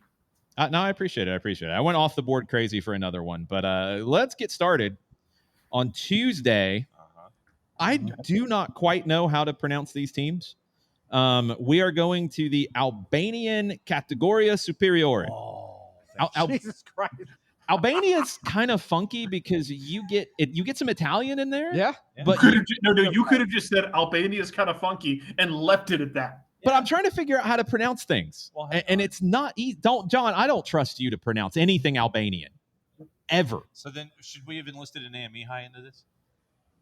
You're not quite even there. You're close, but you've been practicing. Isn't Dua Lipa Albanian? Yes. There we go. That's all. Hey, it's a little bit more incredible. Of Mihai. There's like in there. Dua Lipa is incredible. Sorry, I agree. It's incredible. I agree. Yeah. See? John, what are you doing? What are you looking for? I'm looking for the Abisnet Superiore betting odds. Well, they don't exist, okay, John. Look, like you're going to get so many viruses. This is 22. Jeez. It's the game that Jarrett picked. Jarrett, you picked this because these are 1 versus 2. Is that correct? Yes, correct. It is. These are 1 versus 2 in the standings. 900 consonants in the name. Well, I'm going to go. The home team is Ignatia. It could be She. I don't know. Yeah. I'm going to go kind of Ignatia. Yeah. All right. The other one, it literally doesn't make sense to me because it's VLLAZNIA. I don't know what to do with the VLL. Like, I don't know what noise to make. I don't know. Vlezania. Okay, we're going to go Vlezania. We have no odds on this. John, you have no odds, correct? No, I have odds. How did you get odds from Albania? Odds portal. How do you have access to every betting site on planet Earth and still have these numbers you're putting up, John? What odds do you have? This man knows every single high school in the state of Georgia. He can find betting odds. Not in Albania, but he does know that. If I ever want to know anything about any high school in the state of Georgia, no, it's true. It's him. What odds do you have, John? For Ignatia, I have a -104. -104. What's the draw? +185. +185. Look at you contributing tonight. I'm impressed. What's Vlezania? Klubi il Futbolit Vlezania. We're getting there. They're based in Shkodër. They're a +210. +210. Yes. Okay. All right. Your history lesson for the day. Ignatia. They were founded in 1934, and it was under a different name that I am not even going to try. Later in 1991, they changed the name to something else I'm not even going to try. They adopted the Ignatia name in 1998. Yes. Now, the choice of that name ties to the ancient Roman road Via Ignatia, which ran through the region. Okay. So there you go. See, there's your history lesson. Generally, they've been in the lower divisions. They got promoted. They've won back-to-back titles. So they are the 2-time defending champions. Their home ground, 4,000 seats, just went substantial renovations in 2021, $2 million to renovate, 4,000 seats. They are second in the table right now, 5 wins, 3 draws, 1 loss, +4, only conceded 4 goals in 9. Their opponents, Villajania. They were founded in 1919. Check. They're often cited as one of the oldest teams in Albania. The name translates to brotherhood in Albanian. There you go. They have competed in nearly every edition of the top flight since 1930. They won 9 league titles, but not since 2001. Their stadium was rebuilt in 2016 at a cost of about 17 million euro, holds 16,000 seats, so about 4 times our friends from Ignatia. Football was introduced to the city of Shkodër in 1908 when a Maltese priest, Father Ruter, brought a football into the city, which is considered to be the first time football was played in the country. That's what some say. It's not fully confirmed, though, John. This is not anything about Eastern Europe. That history is too muddled and torn down and rebuilt over time. Yes. That's also true. Not really a traditional derby, but it's becoming one because these have been 2 of the top 2 teams over the last few years. 3 wins each over the last 10 meetings, 4 draws. So super even. But Ignatia is unbeaten in the last 4.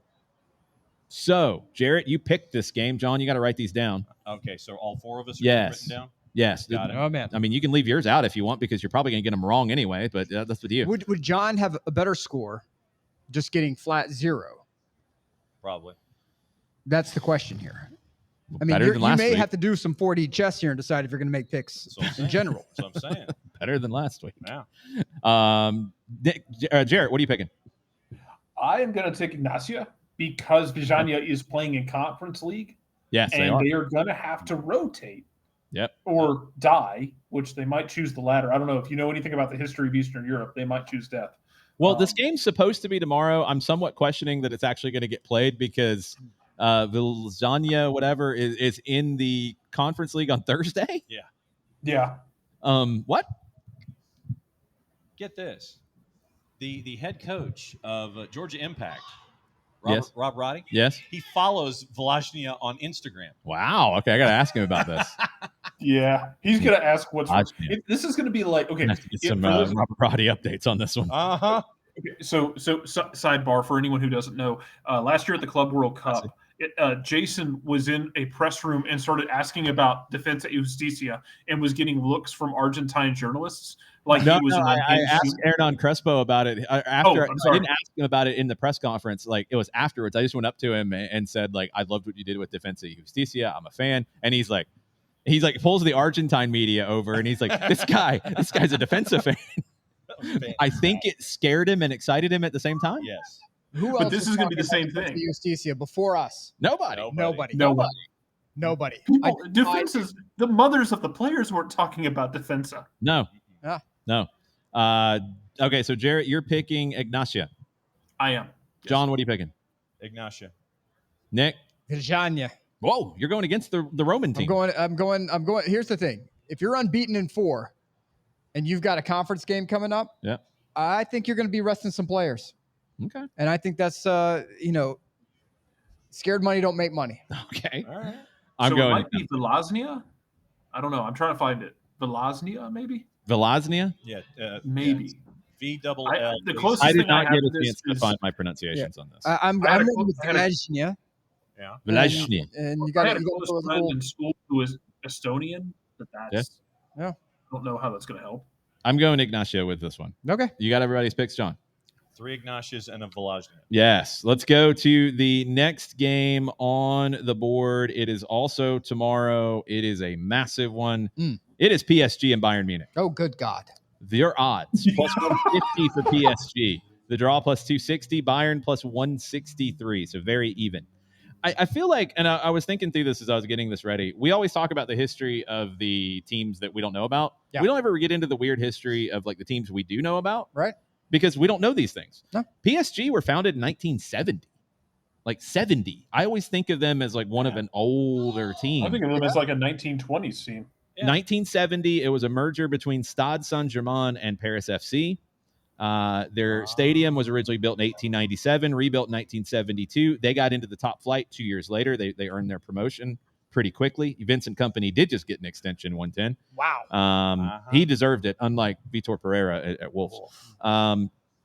Before the modern era with the new ownership for PSG, their first peak was in the 1990s. They had George Weah. They had David Ginola. They had Rai. Rai was an amazing player. Oh, my God. Rai is one of the Brazilians that didn't win big with the national team, and I think he's kind of forgotten. He was a legend at PSG. Unbelievable player. They won the league title in 94. They got to the Champions League semifinals in 95. George Weah was the tournament's top scorer. Bayern. I didn't know this about Bayern. They were founded in 1900. 11 players left MTV 1879 at Munich after being refused entry into the German Football Association. So they went and they started another club. 1970s, they were massive. They won 3 straight European Cups, the first German club to do it, 74 to 76.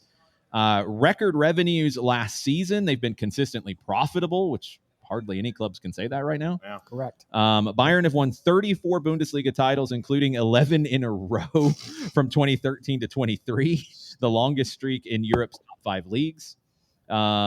Consistency dates back to their first Bundesliga season, which honestly isn't that far back, 1965, 1966. I mean, Never been relegated since. 6-time European champions, level with Liverpool, trailing only Real Madrid. Both teams, as we talked about, perfect. Last time these teams played was at Mercedes-Benz Stadium. PSG won 2-0. They're getting Ousmane Dembélé back. John, what are you picking? Draw. You're picking a draw. Shocker. Well, after last week, it should be. No, John, you just got everything wrong last week. It had nothing to do with an outcome of draw. You just got everything wrong. You picked draws and they were wrong. And I picked teams to win, and that was wrong. Why don't you just try to pick things correctly? Accurate. That is exactly what happened. Thank you for recounting this accurately. Jarrett, what are you picking? I'm going to take PSG just because I adore how they play generally. I have no other reason to do so. For Bayern is what Jarrett's picking. Whoa. Nick. Bayern Munich. Oh, 16 straight wins. Look at you. On the road. Yeah, but here's the difference, right? Is that Bayern is one of the few teams that takes regular season form just as seriously, if not more seriously, than everyone else. It's true. They like, if you can like make the finals of Champions League, and if you drop the Dortmund, you're out. Like you're gone. They don't care. So there's this absolute ruthlessness to Bayern that you either love or hate. It's Bayern. I don't think they get it done. I think PSG wins. Ricky asked, how rotated do you think Bayern will be on the weekend? Because he's actually going to be there trying to see them play Union Berlin. I don't think they've had any real injuries or anything to worry about major. Like, I think they're in pretty good shape. So probably not heavily rotated, Ricky. Okay. I think they might be licking their wounds after their first loss of the season, which is what I'm picking. Let's be honest. Ricky needs something good because he's going to go watch the Falcons on Sunday. Yeah, that's bad. If Sorry, they rotate. They won't rotate for this one. They'd rotate on the weekend. Yeah, but if they rotate on the weekend, I mean, you're still looking at absolute tier 1 players. Oh, yeah, for sure. I mean, hey, I want to give credit to Vincent Kompany too. I did not think he would be as successful as he's been. No. I thought he would do all right, but I didn't think he'd be the monster that he's got Bayern being right now. Correct. I think when Vincent Kompany got selected for this job, I thought it was a reach. I thought it was an incredible reach. I thought it was somebody who interviewed really, really well and had all his numbers together. And so Bayern said, "Yay!" They did like the Frank Pentangeli from Godfather 2, like, sure. And so I thought he would be out. Honestly, like halfway through the season, I'm like, yep. When by the time we get like to winter break, that man's gonna be gone. Yeah. Nope. He's done the job. Living in my wrongness. He has done the job. All right. Everybody's picked that one. We're good. What about you? I picked PSG. Okay. I got PSG. There you go. I roll with Luis Enrique at all times. Okay. Wednesday, we go to Nigeria. Jarrett, you picked a doozy of a game. You're welcome. Bendel Insurance hosting Rivers United. Nice. John, don't even look, because the viruses would be untold that you would find trying to find odds on this one. John, don't do it. It's plus 100, draw plus 125, Rivers John, is plus 150. John, do not look up the Nigeria Premier Football League. John, if you need anything, I sent the crests in our WhatsApp chat. Yes, you did. You can look at the crests. Fantastic. The crests are amazing. Really epic.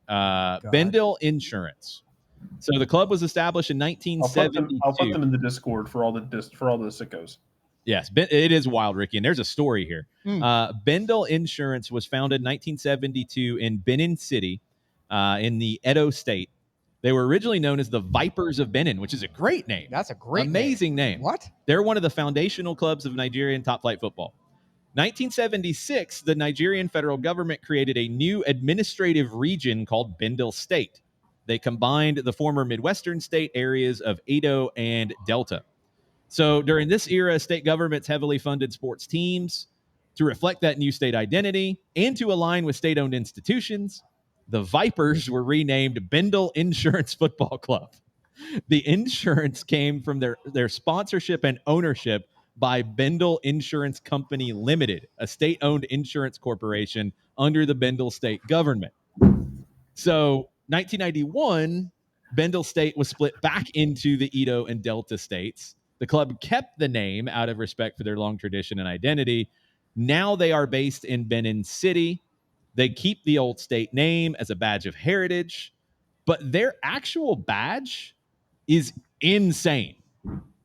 Insane. Okay. Like, hold on. I'm going to have to get this and share it with everybody. Are we actually floating the idea that the children of an insurance company can be cool? It's like naming a soccer team after Morgan and Morgan. Wow. Yes. Can they be cool? Yes, they can. They can be. You're welcome, Nick. Yes, they can. I'm going to save it. I went out of my way to make this happen. Yeah, Jarrett, you might have won everything picking this, because I'm very impressed with the absurdity of this badge. That's why I picked it. Like, this isn't a 1v2. I saw the badges and went, I have to do this. There you go. Bendel Insurance Football Club. That's amazing. Yes. That could be the greatest badge in the history of badges. I'm just saying. It's unbelievable. I don't know how long I can keep it up there, because I'm kind of afraid of it. You should be. I might get hypnotized. Yeah. I'm going to remove it. Man, getting hypnotized. Yes. Wow. So they kept the badge, and with that badge, I guess I get it, even though Vipers of Benin was amazing. Yeah, the lady being turned into a robot in Superman 3, the boogeyman character from the animated Ghostbusters show, and this badge right here are three of the scariest things that I think I've ever seen in my life. It's insane. This is a football team's badge. Right. Look, if you put that in Hellraiser, it's right there. We have such delights to show you. Yes. I would be like, get me out of this place right now. It fits right in. Who's the guy with the pins in his head? Yeah, we're rolling with you. We're good. Pinhead. It looked like Pinhead. It looked like Pinhead without the pins. I know what we're getting here. It's crazy. This show's been seen. So they did really well, and then they had some financial issues. Probably the insurance industry. That's the problem. They got relegated. They came back in 2019. They got relegated again. They came back in 2022. They have two nicknames, and neither one is Vipers. I would be leaning into the history of the Vipers. One nickname is the Benin Arsenal. Okay. That's what local journalists are calling them. They wear red and green, kind of similar to Arsenal style-wise on the field. When they came back to the first division, they went on a long unbeaten run in 2022-23, so they got the Arsenal tag. Okay. The other one, which is kind of great, the Insurance Boys. Why don't you just call them the salesmen? That sounds like a heel faction from like NWA. It's like the Mean Street Posse. Yes, it's the Mean Street Posse, essentially. They are the Insurance Boys. Like the death of a salesman headline writes itself. They're the Willie Lomans. I mean, when they lose. Right. Well, they're not very good this year. They only have 1 win in 9. The other team, you think I didn't pick the story in this match? I didn't pick this because it's a good game. I picked it because it was dumb. You think that's the story in the match? Nuh-uh. The other team, Rivers United, they were created in February of 2016 when the clubs Dolphins FC and Sharks FC merged at the instigation of the Rivers state government. And because it was dolphins and sharks merging, the logo has both a shark and a dolphin on it. Yes. We'll get it in a minute. Yes. So before the merger, Port Harcourt, which is the capital of River State, they had 2 clubs in the top flight. Dolphins FC, which was founded in 1988, originally as Eagle Cement FC. Of course. Wow. Love it. They were sponsored by the cement company. They won 3 titles. They won 4 FA Cups. It's like the Nippon Ham Fighters. Yes. Yeah, The other team, Sharks FC, they were founded in 1972. They were known as the Blue Angels. Great nickname. Hey, Love there it. you go. They didn't win very much, but they had passionate fans. Well, the problem is, so they're both competing with each other in the same city for decades. All is good. Well, then they're both going broke. By 2015, they're both basically broke. Players unpaid for months. Stadium maintenance and travel costs became unsustainable. So the River State government said, all right, the state government, which is funding you guys, we're struggling. We're not making as much money from oil as we used to. We're having to cut spending. You two have to merge. So they did, and they became Rivers United. In the very first season as a merged club, they finished second in top flight. They qualified for the Champions League for the first time. The power now of friendship. They are one of the top teams in Nigeria. And the other cool thing is their manager is Finidi George. He played for Sharks before going to Europe. He won the Champions League with Ajax in 1995. All right. Played in 2 World Cups for Nigeria, 1994, 1998. There we go. Outstanding player for Nigeria. I take it that Mr. George was also on the team in '96. When did he move? I think so. Yes. I can't remember when he left. That Nigerian team in '96 was something else, man. Oh, actually, I don't know if he was on the Olympic team in '96. I think he was too old for that team, but I don't think he was one of the overage. Let me double check. No, he did not. All right. He was not part of that group. He played after he went to Ajax for a few seasons, won a Champions League, lost the next season. He was to Milan. Did Milan win in '96? What? Champions League. I think so. They did. I think we did. I think they got revenge on Ajax. I think Ajax beat him with Louis van Gaal. Then he went to Betis. He went to Mallorca, Ipswich, back to Mallorca. 62 caps for Nigeria. Outstanding player. He is your leader of Rivers United. The history between these two is pretty even. 4 draws, 1 win for Bendel Insurance, 2 for Rivers United. I owe you guys a Rivers United crest that has a dolphin and a shark on it. Yes. Because, I mean, they merged. I guess it makes sense. Honoring the history. It looks like the power of friendship. It really does. It's a power of friendship kind of badge. It is. Wow. It's a dolphin and a shark, like being friendly. Let's see if we can get this one up on the board. I want to share this with you. Yes. Oh, wow. Rivers United. Yes. Alex. There you go. Rivers United. Look, it's a happy shark and a happy dolphin. A very happy shark. Look, that shark's very happy. Look at that. It's like Jabberjaw was the. That's a great really logo. Is Jabberjaw. Kids don't know what Jabberjaw is. Oh my God. I think if Maddie and Sophia were here right now and you asked them who Jabberjaw was, they would have the faintest clue. No, they'd have no idea. There's that. Alex Pacino over here dropping West Side Story references in the chat. Oh yeah, of course. So this Merge is for love. They merged knives.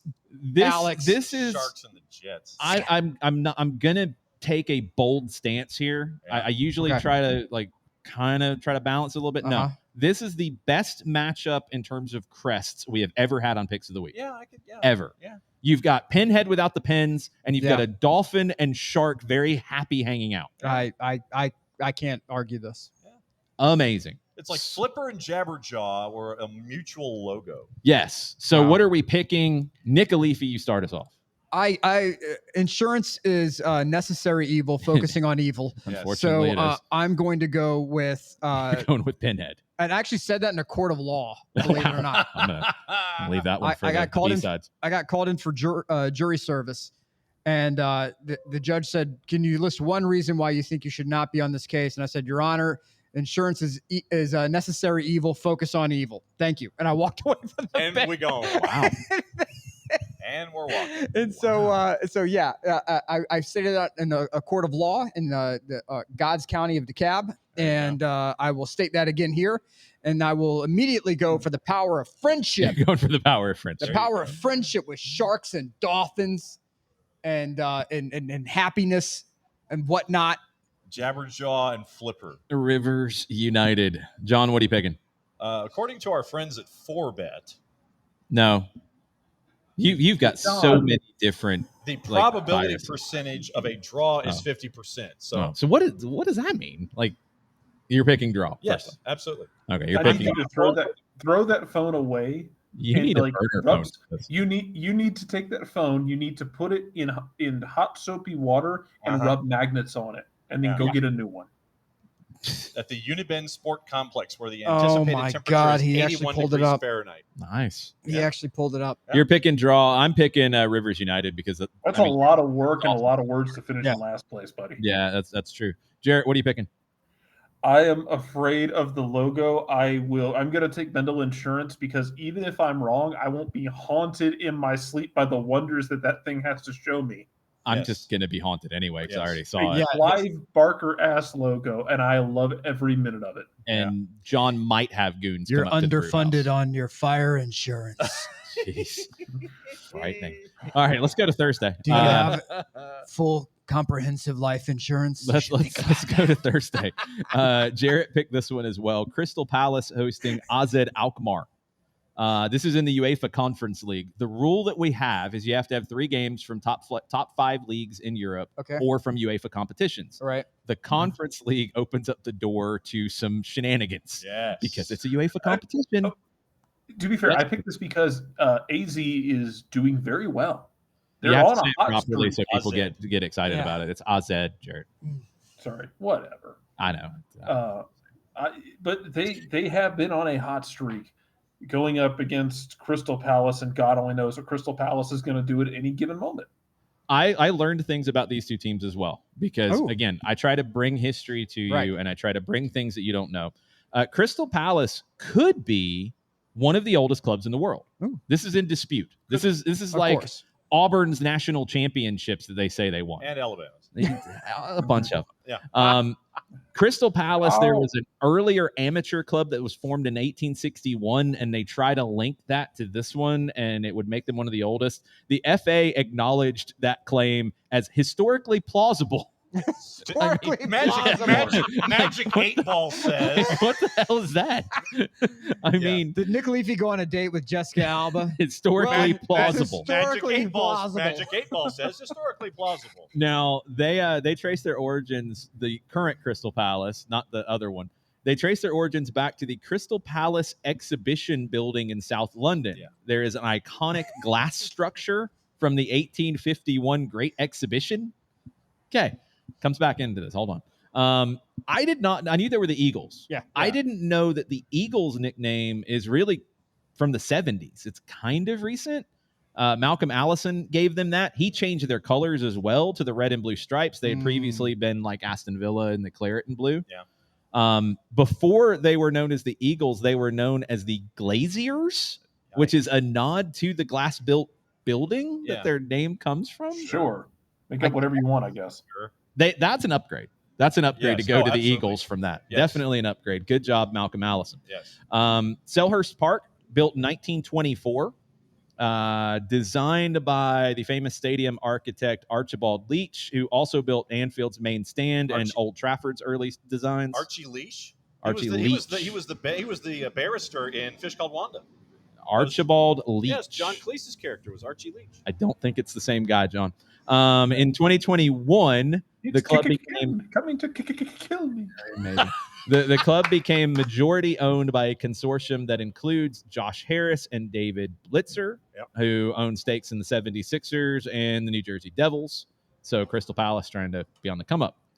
AZ's been a kind of a weird one. So they're another merged club. Their full name, Alkmaar Zaanstreek. That comes from their merger between Alkmaar 54 and FC Zaanstreek, two neighboring clubs in the northern part of the Netherlands. All right. So their driving force originally was the Molenaar brothers, Klaas and Cees. They made their fortune selling washing machines. Sure. Of course. They did. They wanted. Then they said they wanted to form an elite team. It worked. Very efficient. They became the challenger to Ajax and Feyenoord. They became Ajax's noisy neighbors. They won the Eredivisie in 1981. They finished 12 points clear of Ajax. They completed a domestic double. They reached the UEFA Cup final in 81. They lost to Ipswich Town. The Molinar family pulled out in the mid-'80s. They dropped into the second division in 88. The washing machine business went under. Yeah. Then they came back in the late 90s.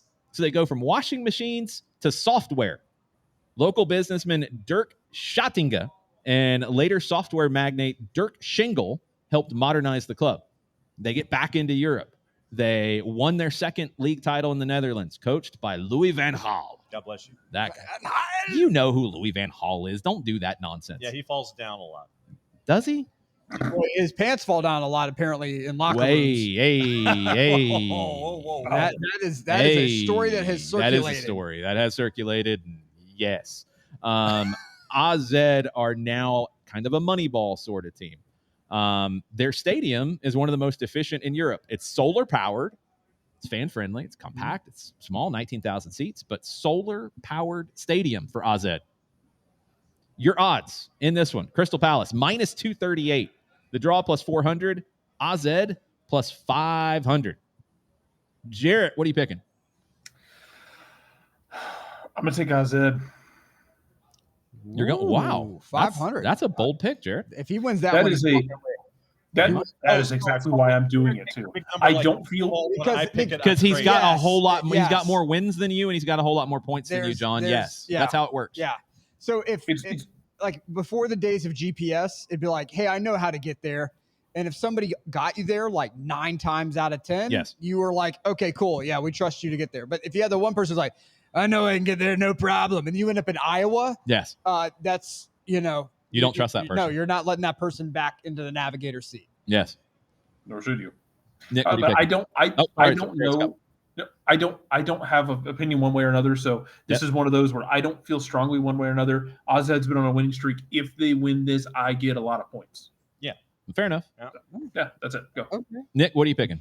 I am gonna go. Wait, give me those numbers again. Give me the numbers. It was minus 238 for Palace. Draw plus 400. AZ plus 500. I will go in my best Cary Grant voice. I'll take the draw. John, what are you picking? Palace. You're picking Palace. I'm picking the draw as well. I thought you were going to pick the draw. I'm going to pick the draw. Yeah. No, I picked the draw on the last one with Rivers and Morgan and Morgan. All right, next up. Okay, all right. We go, I think, for the first time. I don't remember picking a game from this league before. Okay. Trinidad and Tobago Premier League. Whoa. No, we have not. No, this one was mine. No. Police FC hosting Defense Force FC. Wow. We don't have odds. John, do not look. Why not? Don't. Plus 100, draw plus 125, Defense Force. John already sunk his cell phone once today. There are people who visit questionable adult sites who have fewer viruses than you have on your computer, That is accurate. Police, I did find out from doing this that there are multiple police FCs around the world. There are plenty of police precincts, is what you're saying. No, there are plenty of clubs called Police FC around the world in various countries. I think we did this in Malaysia or something. All right, we've had Police FC on the board before, but not this one. Because we also had Army. Ricky nailed this.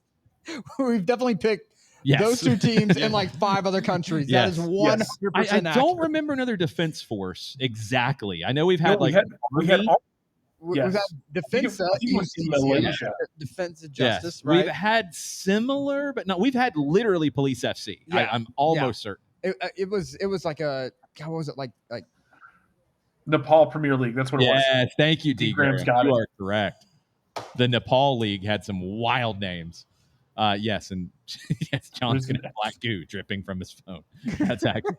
Kenya might have one. 110. I don't think we've ever had a prison FC. Yeah, we did. We did? Yes. Where did we have prison FC? We had a prison FC. It was like it was like a Kenyan league. I think it might be Nepal again. It was like Nepal's the Kenyan league or something league. like that. It was like the prison leopards or something like that. Huh. Oh, I do have an update on our friends, the Kakamega Homeboys. Yeah. They're in first place. Oh, there we go. They're killing it. Cook right it. Now. Yeah, they're killing Cook it. All right. Police Prison FC, also known as Prison Service Football Club, is based out of Trinidad and Tobago. I got plenty for you. Tanzania There's a bunch prisons. of yes. Thank you, 110. On it. Okay, so Friday, Police FC and Defense Force FC. I did the deep dive. Here you go. Police FC were founded in 1975, created as a way for police officers and associated personnel to engage in football. I mean, makes sense. They've won the longest yard, but with a better script. Yeah, they've won the national title on multiple occasions, 79, 91, 94. They were the runners-up in the CONCACAF Champions Cup in 1991. They're based in St. James, Port of Spain, Trinidad and Tobago. Their home ground is known as the Police Barracks Ground. Wow. I mean, come on. That makes sense. Oh, there was a defense force in Ethiopia. Yes. You have a lot of people who are involved with the police or, Alex, good whatever. God, Alex. Pelé and Sly Stallone did play for Prison FC. That's correct. Here's the thing that I was very happy to find out, Jarrett, and I'm sure you did not pick this for this reason. Jovan Jones plays for Police FC. Jesus Christ, what? Now he plays for it. I've got another one for the other team that you're not going to believe either. Don't do this. Jovan Jones plays for Police FC right now. Defense Force FC. They were established. Don't ever tell me we're not the most unhinged soccer. Oh, we definitely weekly podcast. Defense Force is 1 year older. They represent the Trinidad and Tobago Defense Force, the country's Army, Navy, and Air Force personnel. They won 15 titles in 22 years between 74 and 95. They've won the CONCACAF Champions Cup twice, 78 and 85. They did the treble in 85. They are known as their nickname, the Teteron Boys. Teteron is slang in Trinidad and Tobago for someone in uniform. Okay. Makes sense. Currently playing for Defense Force FC. Oh, my God. Kevin Molino. He plays for Defense Force FC. Jovan Jones versus Kevin Molino. MLS throwback. MLS playoff legend Kevin Molino, who single-handedly was winning games for Minnesota in the 2020 playoff until Inchy spit the bit in Seattle. Oh, he choked. He didn't make any subs. And Rui Diaz just came back and absolutely beat his ass with a studded belt. Kevin Molino's 35 years old. They are, Ricky. After this show, Seattle and Minnesota are in fact playing a real soccer game. They are. See, we understand that you could be tuning into any soccer show right now. You could be tuning into something where you can hear about proper player. We understand. You don't want to hear about who's a proper player and who's not. You want in-depth information. Yep. Who else is going this far down the rabbit hole for you? Nobody. You could find a show and hear about all the bitching about Atlanta United's new managerial search, or about the issues with the MLS playoff format, or USL's striving. Yes. Nobody's talking about Jovan Jones and Kevin Molino. No one. No one's talking about them, and no one's talking about an insurance team out of Africa with a pinhead crest. No. The pinhead badge, yes. The pinhead badge of the prison, the prison tigers and whatnot. Like who else? It's madness. I defy you. It's soccer over there. Yes, I defy you. We're here for you. We do this for you. That's true. Yeah. Let me. You're doing this now on your phone as well. We love you. Well, no, I was looking at how badly my fantasy team is. Why are you looking at that, John? Your team's bad. Yeah, they are. But I now have 5 picks in the first 24 next year. That doesn't help you. That's next year. We're into the match week 3 in Trinidad and Tobago. I think there was some weird funding or strike or something, like some weird reason. Right now, I mean, welcome to Trinidad and Tobago. Prisons FC is leading with 2 wins. They are +5 on the goal differential. They've scored 1 more goal than Police FC, who are also with 2 wins. Club Sando Moruga is also with 2 wins. Hey, look, it's a lot like America. Prisons and police are at the top of the list. Prisons and the police are at the top. Defense Force is 7th. Sorry, Nick. They have 2. Some of those that work horses are the same that serve crosses. Okay, so shift in domestic policy. league CEO Will wants the Algerian 5th league. Yes, Yale league CEO Yale Antoine. Yes, also has said the league has every intention of starting promotion and relegation at the end of this season. However, this promotion and relegation, according to Trinidad and Tobago Newsday, yes, could take on a unique look as both on-field and off-field performance yeah, will that's be weighed typical. in. That happens. That's Mexico. Like they did that. Okay. Other countries do that, where you have to meet certain standards to get promoted. That's not crazy. We'll see if Defense Force cannot get relegated. I mean, I would hope that they don't. Yeah, that'd be bad. Yeah, that'd be bad. All right, we need to pick stuff. This is like because I've got people expecting me home before too terribly long. Yeah, we got. They don't know I'm here, so it's kind of like no, it wasn't a car crash. Find my phones, Ricky. It was not a car crash sounder. It might have been a car crash outside. Yeah, literally. Yeah. It was, yeah. I think it was just squealing. Yes. John, what are you picking? Police or Defense Force? F the police, Defense. Wow, Force. we just said that. I didn't expect that. 90s West Coast coming into play. John is not 90s West Coast. Reigning 90s. champs, Defense Force. Go back to back here. Okay. Woo. You're going Defense Force. They have dominated the series lately, 7 wins out of the last 10. Nick, what are you picking? Okay. Go ahead. My fellow Defense Force people. You have to. My hand reaches your hand. I'm reaching out right now from America. Uh-huh. I'm reaching across troubled waters. Okay? I need you to step up. I'm a degenerate gambler, and I need you to step up for another member of the uniformed forces, okay? All right? It's not happening here. I need you to do it there, okay? Hard times. Keep me from hard times. Defense Force, let's go. There you go. Draw. I got to draw. Defense Force has 2 draws. They're going to have Defense Force is reserved in the stratosphere. Jarrett, what are you picking? I'm taking Defense Force, but I'm also looking up the crests of the clubs in the Algerian 4th and 5th division. I mean, why not? Stay focused. We got to go to Saturday. All right. What is that? Is that a wolf? I don't know. It might be a wolf. But we'll probably have them next week. Don't worry. Yeah. Saturday, Jarrett picked Inter Miami and Nashville. Game 3. Miami is a -204. The draw is +360. The win for Nashville +425. These teams aren't very old. There's not a lot of interesting historical facts about them. No, it's not. Surge just fell down again, by the way. That's not an interesting historical fact. That's just garbage. Next. That's just a statement. That's just a statement of garbage. Remember that when David Beckham did his second deal with the LA Galaxy, yes, he got the right to end up making Inter Miami. Yep. Now, he ended up having to pay more than his clause that was $25 million, I think, because it took so long. He ended up paying like 70 or something. Right. But he did pretty good for himself. I think he did well. Yeah. Props to Bex for that one. Mm-hmm. Miami's the Herons. That's a really good nickname. It's a good It needs nickname. to be leaned into a little bit more. It does. I did not know that the crest's design includes 7 rays on it, representing the Miami area's sunbeams and 7 municipalities of Greater Miami. Wow. I didn't know that. I did not either. Did not know that. Very cool. And yes, the pink has absolutely worked for Miami. I see that jersey 100%. every Yeah, 100%. They having Messi helps too, but yes, the pink jersey has been a success. Nashville. Now, you might not know all this about Nashville. Jarrett, you know it because you're a sicko. You probably know it. You guys probably know this. Yeah. Nashville started as an NPSL team called Nashville FC in 2013. Yeah. They were NPSL. They played the Atlanta Silverbacks Reserves. They played Chattanooga FC. They were in that region. They played at Vanderbilt. Atlanta Silverbacks Reserves played in the football stadium at Vandy because that was where Nashville FC started. Local fans raised money, community ownership shares. They treated truly grassroots club. Then in 2016, you got some new investors to come in and buy it and turn it from FC to SC and go into USL. Was Devender part of FC?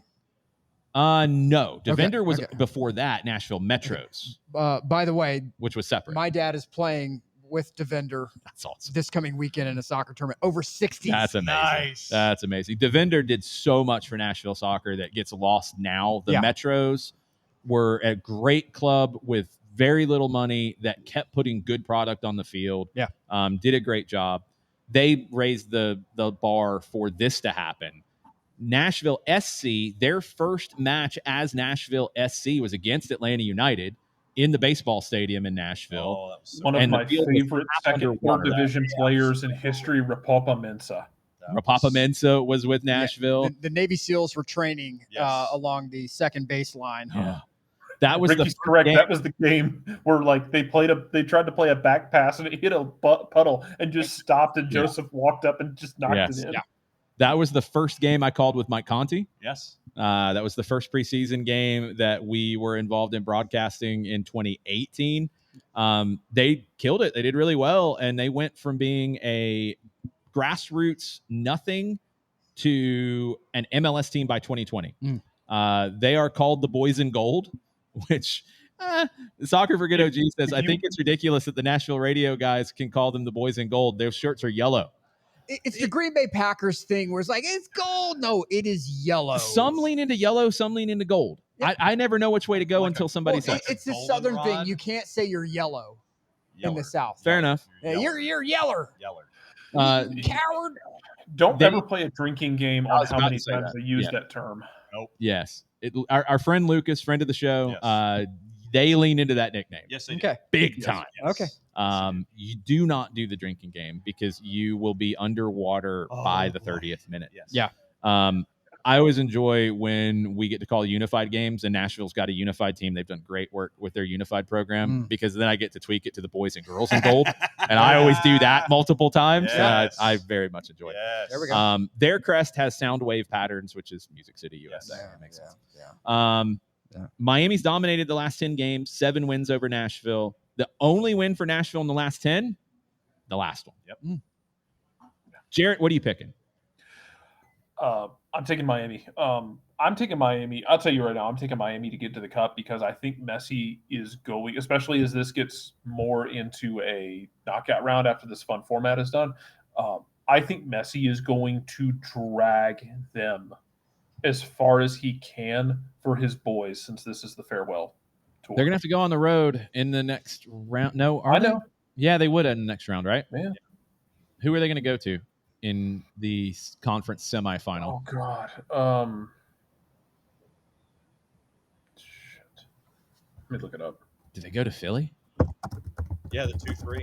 That's right. No, Philly was 1. Yeah, no, Philly was 1 because Philly was Supporter Shield. And Miami was 4. So Miami will have to go to Philly. Yeah, so the 1-4. Yeah. And oh, dear God. Uh-huh. I need that game. Well, it's no. It's Messi might. No, as the Messi might whip wholesale ass in that game physically if it gets close late. John, what do you have? 3-6 and the 2-7, so it's Hell is Real winner. Okay. So Miami got to 3rd. I forgot. Yeah, Miami got to 3, so it's the winner of Hell is Real. Not gonna lie, kind of checked out on the Eastern Conference table a long time ago before the season ended. Just saying.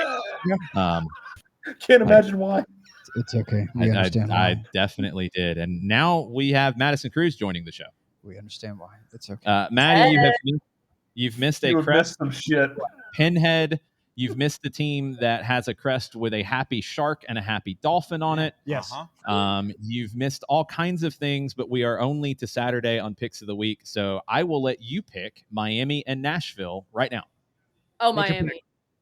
Yeah, that's Miami. Done. Yeah, it's Miami. Miami as well. I think Miami's going to knock it out. And Miami's going to go in home and they're going to say, oh, you want blood?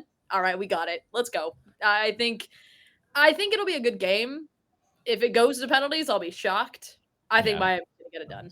You want numbers? I got numbers. No, we have numbers. We already said numbers. Okay. We have numbers on MLS, John. It's the Nigerian Premier League that we don't have, and the Albanian league that we don't have the odds for. That your tablet has so many viruses. Don't. Yeah, just make sure that it's not connected to my phone whatsoever. Yeah, I'm not ever. Maddie, check the chat. I put the crests in there that you need to see. Yes. Yeah. Okay. All right, now they're I got them. I can put them up on the screen. Look, just give me Miami. Just give me Miami. Yeah. This is. I've got to get home in 5 minutes. So give me Miami. One more time for you, Bendel Insurance. Oh FC. my God, why are you doing this? You're gonna have nightmares with that thing, man. Yes. That is amazing. She's broken. So now you have to see the happy logo there because it's great. Like, she's not emotionally broken enough for this. She hasn't lived enough traumatic years in her life. Look at the happy shark and dolphin. Rivers United. Oh, wait. Okay, that's fun. See, they're awesome. Yeah. They're awesome. Yeah. Miami's got. Wow, Will Messi, says Miami's going to choke in Game 3. Yeah, not this year. I say no. Not this year. It Not would against be Messi. genuinely hilarious if it happened. And Messi might kill people. It would be hilarious. I don't think it's going to happen. It's not going to happen. Miami. John, pick. Miami. Okay. Oh, God, now I feel bad about my pick. It's Messi's going to overcome that. Yeah. Messi's got you. Yeah. All right, Sunday, we got two massive games, two of the biggest games in the world. We're going to start in England. Manchester City hosting Liverpool. England. City minus 118, draw plus 300, Liverpool plus 275. I did not know this about Manchester City. They were formed in 1880 as a church team created to help curb social unrest and alcoholism in the area. Well, good for them. That's pretty good. Good for them. They did a good job. They tried. They do great work in the community. Why do you have to be like that, John? Good grief. They made an attempt. They have great community programs, some of the oldest in English football. I remember when they had cooks on the front of their shirts. Yeah. Julian Lescott was the signing that turned the tide. Absolutely it was. They were the first Manchester team to win a major honor. They won the FA Cup in 1904.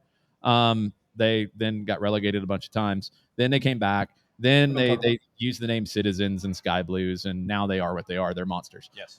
Liverpool, they were founded in 1892 after a dispute between Everton's committee and Anfield's landlord, John Holding.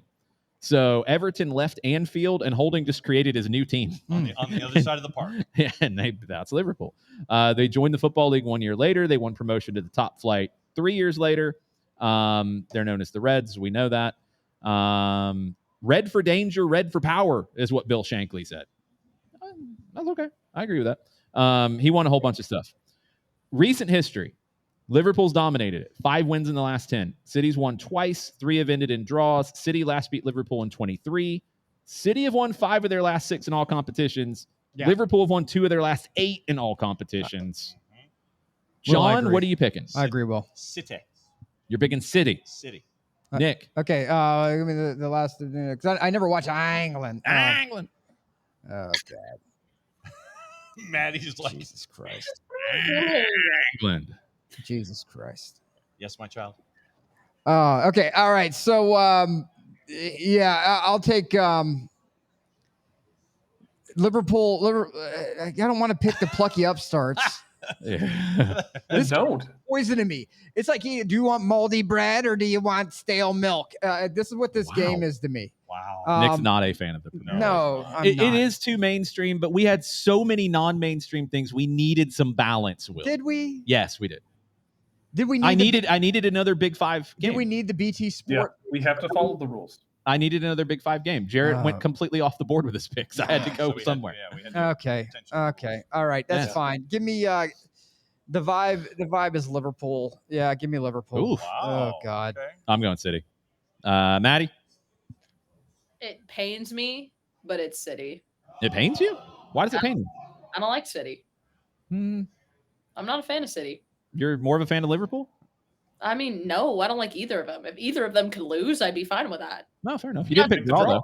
You not see the Newcastle? Yeah, but like I'm being realistic with the picks. See, that's John. You should listen to that because she's way ahead of you on the picks. Yeah. So yes, well, you should listen to that. I don't want to pick City. I don't want to pick City, but like I know they're gonna win. Like it's that's strategy that works, John. Jared, what do you think? City? All right. I'm taking one bald man over the other bald man. I'm going to get yelled at when we get home. Let's move to Boca. That's fine. I'm trying. Good the Lord. last game I picked, Boca and River, the Superclásico from Argentina. We're trying to go fast and we run into this. Boca plus 132, draw plus 175, River plus 250. Boca. Jason's got a Ken Burns documentary lined up. I do. Boca, founded 1905 by Italian immigrants, mainly from Genoa, in the La Boca neighborhood of Buenos Aires.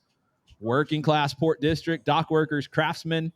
They played their first game near there. They ended up picking blue and gold because they said that they're going to adopt the colors of the next ship to come into the port. And they were flying a Swedish flag. So they got blue and yellow. That worked. Good for them. It worked out well for them. Worked out well. They picked out juniors to try to sound more cosmopolitan as part of their name. Their stadium is known as the Chocolate Box La Bombonera. It's like straight up. It's crazy. Yes. Like Awesome. one side is like straight up. It's so awesome. It's Oh, wow. insane. It literally shakes when Boca scores. Correct. Diego Maradona's family now still has the box that was his, that you can find videos of him hanging out of it and like his daughter holding him so he doesn't fall into the stands because he was insane. And now the number of cutaways is usually yes. 3 or 4 of her in the box. So, yes, so many different legendary players, including Maradona and Tevez and Riquelme, have all come through there. Their nickname, Los Genoese, it comes from the Genoese dialect word for Genoans. It's a tribute to the Italian founders. Yeah. La Boca was heavily populated from immigrants from Genoa. At the turn of the century, it stuck. So super working class, identity, gritty, all that. River. That what they said. They're River fans. Yes. River were founded in 1901. Same neighborhood, but River went uptown.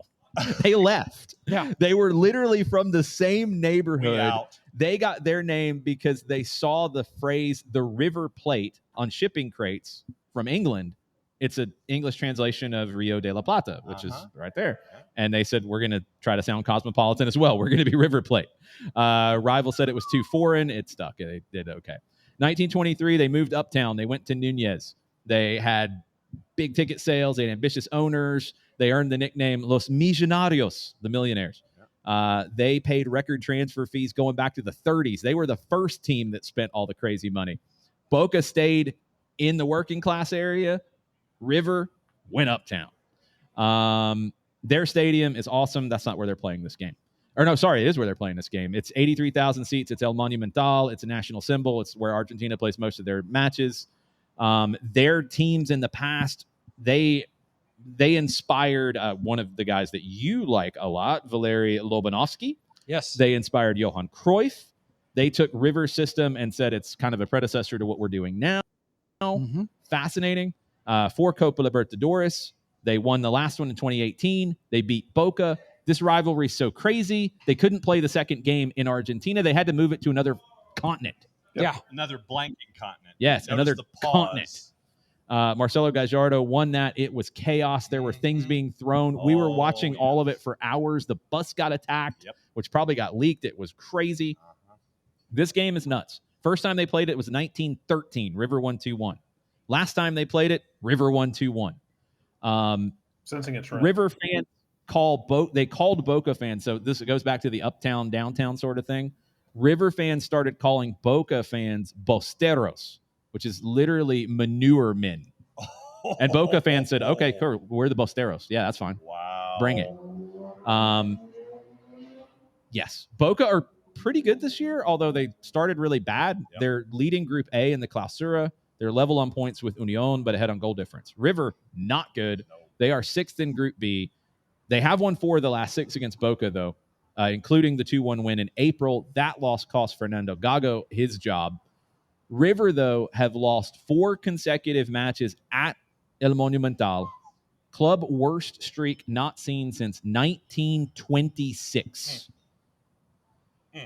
Yeesh. Marcelo Gallardo could be fired if they don't win this match. I did not get into the Gallina's nickname. There were too many nicknames and too many stories. I had to cut it down a little bit. The Gallinas, the Roosters, if I'm not mistaken, if I'm getting it right. The best thing about that nickname, because that's what River was Carlos Tevez scoring a goal and doing a chicken dance and getting sent off and starting a brawl because he did the chicken dance.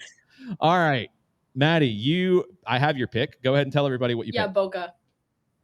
Okay. They're in better form, but this rivalry doesn't always go by form. Jarrett, what are you picking? Throw the records out. I'm going to go Boca here too. Well, I'm going to go Boca as well, and just more pressure heaped on Gallardo. I think he's gone if they don't win. Yeah. I think he's out. I think he might choose to be out. Yeah. John, that might be we're going to tell you to leave. We're going to let you make it look good. Yeah, they would let him have the ability to leave. Yeah. You're picking Boca as well, John. Boca. Nick. I was about to scream Boca Juniors at the top of my lungs, and then I decided after everyone here started picking. This is at Monumental, yeah? Yep, it is River at home. They have lost 4 in a row at home. for the first time since 1926. I'm going to make this very quick because I got to get the hell out of here. Okay, you can leave and do a mic drop. River Plate. You are the Millonarios. Yeah? Millonarios.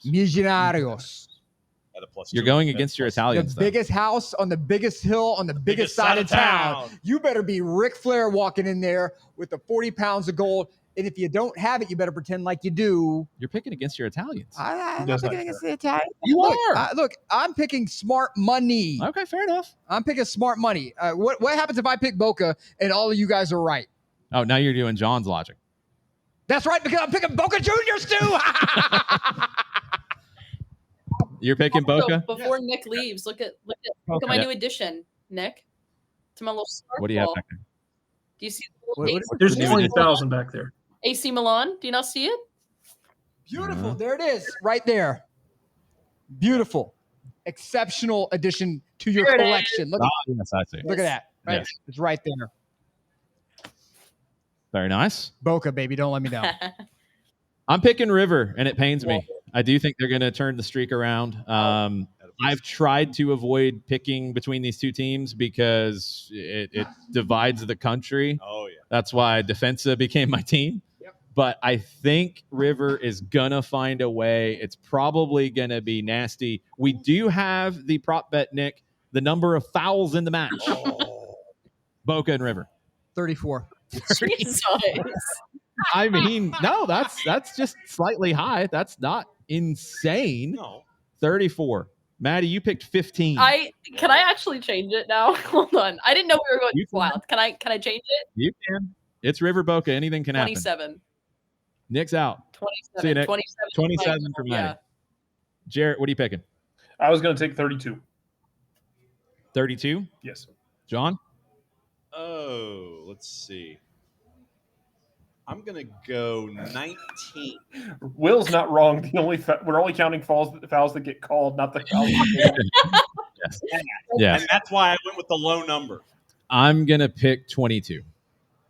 Sure. Ricky has a good question. Is Atlanta United a river-leaning club? Have we ever had a Boca player or connection? We've had a bunch of river connections. Yeah. Pitti, Santi. I don't think we've had a Boca connection. With Boca?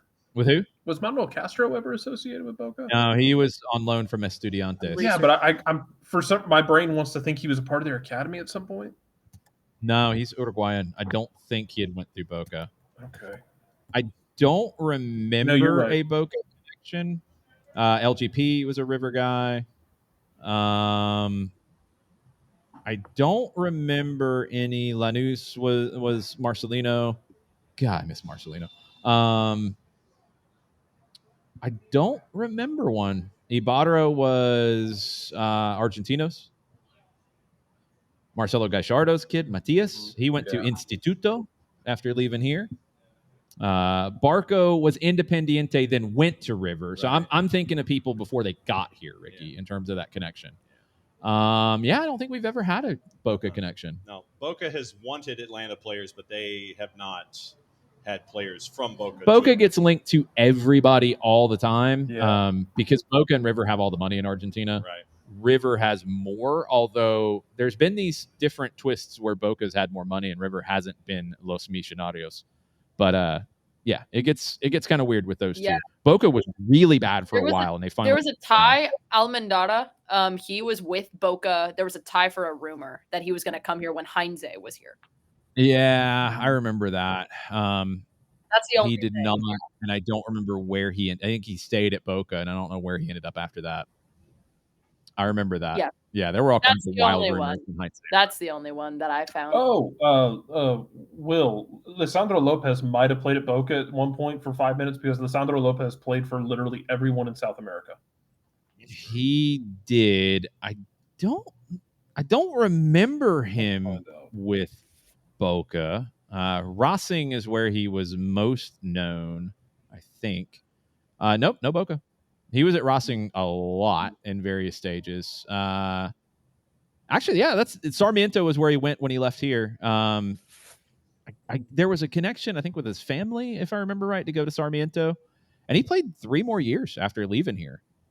Scored 13 goals for Sarmiento. Yeah, he finished in 24. He's 42 now. Wow.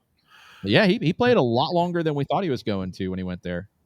I will never get over the lack of respect that was showed to that man by the fan base and the media in this city. That shit was unacceptable. That man's a legend. Just because you didn't know his name and he didn't suit up in a top 5 English club shirt, or he didn't suit up for River, or didn't suit up for a Brazilian team, does not diminish what that man did. And the lack of respect to that man's game and his body of work was diabolical in Atlanta, and everyone should be ashamed. I would tend to agree with that. Single one of you. Except for us, because we had who? Sorry, I missed the entire. Oh, sorry. Lisandro Lopez. He was here for like 2 games. Oh! Wow. That man was a legend. That brought me, that was a weird, I got flashbacks. Wow. Yeah.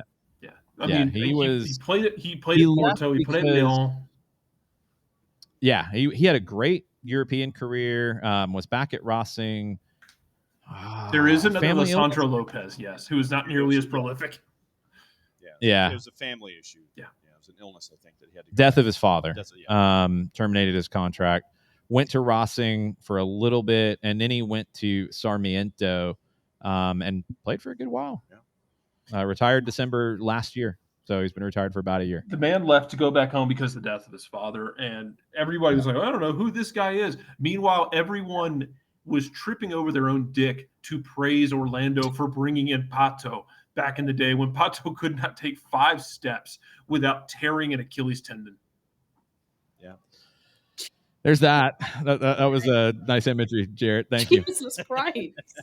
Yeah, it happens. I got really tired of hearing, oh my God, Pato's in Orlando. Great. Did he hurt himself walking to the salad bar? Pato was one of the most explosive and one of the most fun players to watch when he was healthy. It's like Mike Hampton on the mound. I won $5 at one point for betting that Mike Hampton would not make his return start. He went to the bullpen, got loose, and then had to be scratched, and I won $5 off that. Same principle. All right. The way we always end soccer over there is we check up on the news on Nicholas Bentner and on Mauro Icardi. Yes. Nicholas Bentner, there actually is a little bit of news. His name has come up, which is shocking because it hasn't for a while. Maddie, Nicholas Bentner was known as Lord Bentner. He played for Arsenal. He's a great Danish forward. He wasn't quite as great as he thought he was. When we discovered Nicholas Bentner during the first edition of Soccer Over There, he had at one point accumulated so many speeding tickets, the government was going to take his car. And I think they did. Yeah, they did. He told stories about hiding in a bathroom because he was afraid of Arsene Wenger. He's just a mess. So he kind of got quiet. I think he invested in an esports team. Oh, so that's nice. It's better than the speeding tickets. He's putting his money somewhere. That's good. So he was asked about Antonio Conte and about Rasmus Højlund going to Napoli. Bentner played for Conte at Juve in 2012, 2013. He said, I immediately thought he was a fantastic coach, very loyal and very honest about Antonio Conte. I admired his killer mentality and relentless desire to win. He knew how to get the best out of his players. I think he can do the same today with my compatriot, Rasmus Højlund, the Danish striker. He talked about how he enjoyed his time at Juve. He said, I had an injury at a very unfortunate time that kept me out for much of the season. Yada, yada, yada. He was always injured. And that's about it. So at least he said something and he didn't do anything dumb. He also admired Conte's whatever small animal he keeps on the top of his head stapled on. Well, you definitely should respect that, because if you don't, Conte might break your neck. Yeah, really? One of the last stories that came out about Nicholas Bentner was he was docked 2 weeks' wages by Arsene Wenger during his time in Arsenal in the youth system. He said his drink had been spiked. It probably wasn't. He was probably just really drunk. He had his trousers around his ankles leaving a club at 4 a.m. That's why he got fined. But he said his drink was spiked. That's why we started talking about Nicholas Bentner on this show. Mauro Icardi and Wanda, we do not have enough time to try to recap the whole soap. That's lore. That falls into the lore category. Mauro Icardi is playing in Turkey. He ended up with one of his teammates at Inter's wife. who was also from Argentina, broke up their marriage. No, it gets better. She was his agent also after this, and not a very good one. He bounced around. He was the one Argentine in the top Argentines in Europe that Lionel Messi's like, no, you're not invited to sit with us. He was basically banished from the cool Argentines. He has bounced around. He is at Galatasaray. He's actually done okay, but he's always hurt because he's getting kind of old at this point. He ended up having an affair with their nanny, and now he's with the nanny full time after his divorce from his agent / wife that he stole from his teammate. This is just I think I'm getting it right, actually. I'm actually kind of shocked that I'm remembering all this. You're getting the dynamic right. She ended up, now she is one of the hosts of MasterChef in Argentina. And was it Enzo's DMs, right? She was in Enzo Fernandez's DMs, allegedly. I think maybe verified. Jason, Maddie can't process all of this. She's breaking down. This is like an episode of Real Housewives. It is. Yes. There was one more thing. So it was the MasterChef thing. Oh, she I don't know if she still is. She was dating an Argentine rapper. Yes, I know that. This is Love Island, but like what are we doing? This has been happening. This is Love Island, but imagine Love Island dragging out for 10 years. Like 10 years. Oh my god! This is. This is insane. Yeah. So nothing welcome to the end of nothing SOT. from Mauro as of late. He has been linked because he's out of contract at the end of the year at Galatasaray. He has been linked with Milan. He's been linked with Club America. He has been linked with everybody. Yes. He's going to end up at like Phoenix in the USL, like Drogba did at the end of his career. Like probably. Mauro Icardi. Go ahead on. He owes child support, it sounds like, as well. Yeah, so that'll that's keep him the cherry on top. Great. He's gonna come here, and you know what? No, they're gonna fire old Bobo up in Pittsburgh, and Mauro Icardi is gonna end up in Pittsburgh, lead a coup to try and take over and finance it, and leave in the middle of the night. Fair enough. So, yeah, Wanda was behind Mauro going from Inter to PSG. And I think he got pushed out when Messi showed up at PSG, if I remember right. But Messi, she basically does not suffer him at all. Yeah, he wanted no part of being around Mauro Icardi. And he got pushed out, and then it just got bad from there. But I think she just basically wanted to hang out in Paris. Yes. So that's why she got her husband / client moved to PSG before they got super big. Yeah, and the whole Turkey thing, I ain't going. Well, I think that was more complicated than that by that stage, because there was lots of telenovelas. There were lots of different things about Wanda. Telenovela. All sorts of players. It literally is. Oh my god. No, it could be. It absolutely should be. Somebody should just take it and write it. I'm going to write this script. Now, she has been rumored somewhat recently to be in a relationship with Achraf Hakimi at PSG, who was a teammate of Mauro Icardi, who's not anymore. That was talked about over the summer, and I don't know where that stands at this point because she's been in Enzo Fernandez's DMs. Here's one that we did not talk about before we brought the show back. She reportedly bought 2 Rolexes for a player she was having an affair with while she was with Mauro with his own credit card. Awesome. She used his credit card to buy her cheating guy's Rolexes. Oh, that's great. Yeah, that's Wanda and Mauro. I'm writing the telenovela. If y'all want to join me on this project. You don't have to. It writes itself every week. I mean, that's the thing, Jarrett. I'm going to make millions, and I don't even have to do anything. Ricky is correct with the reference. Montoya, por favor. Because, yes. I mean, that is basically the show.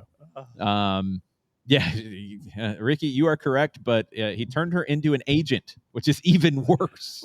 Look, give Wanda don't let her be your agent. Give Wanda credit. Wanda's been hustling for the last decade and a half. No, she's hosting MasterChef now after all of this. That woman is hustling. She's not resting on her laurels. Yeah, we don't have any of these kind of stories in MLS. We just don't. Can you probably for the best? Imagine? I don't know. Is it? Can you imagine?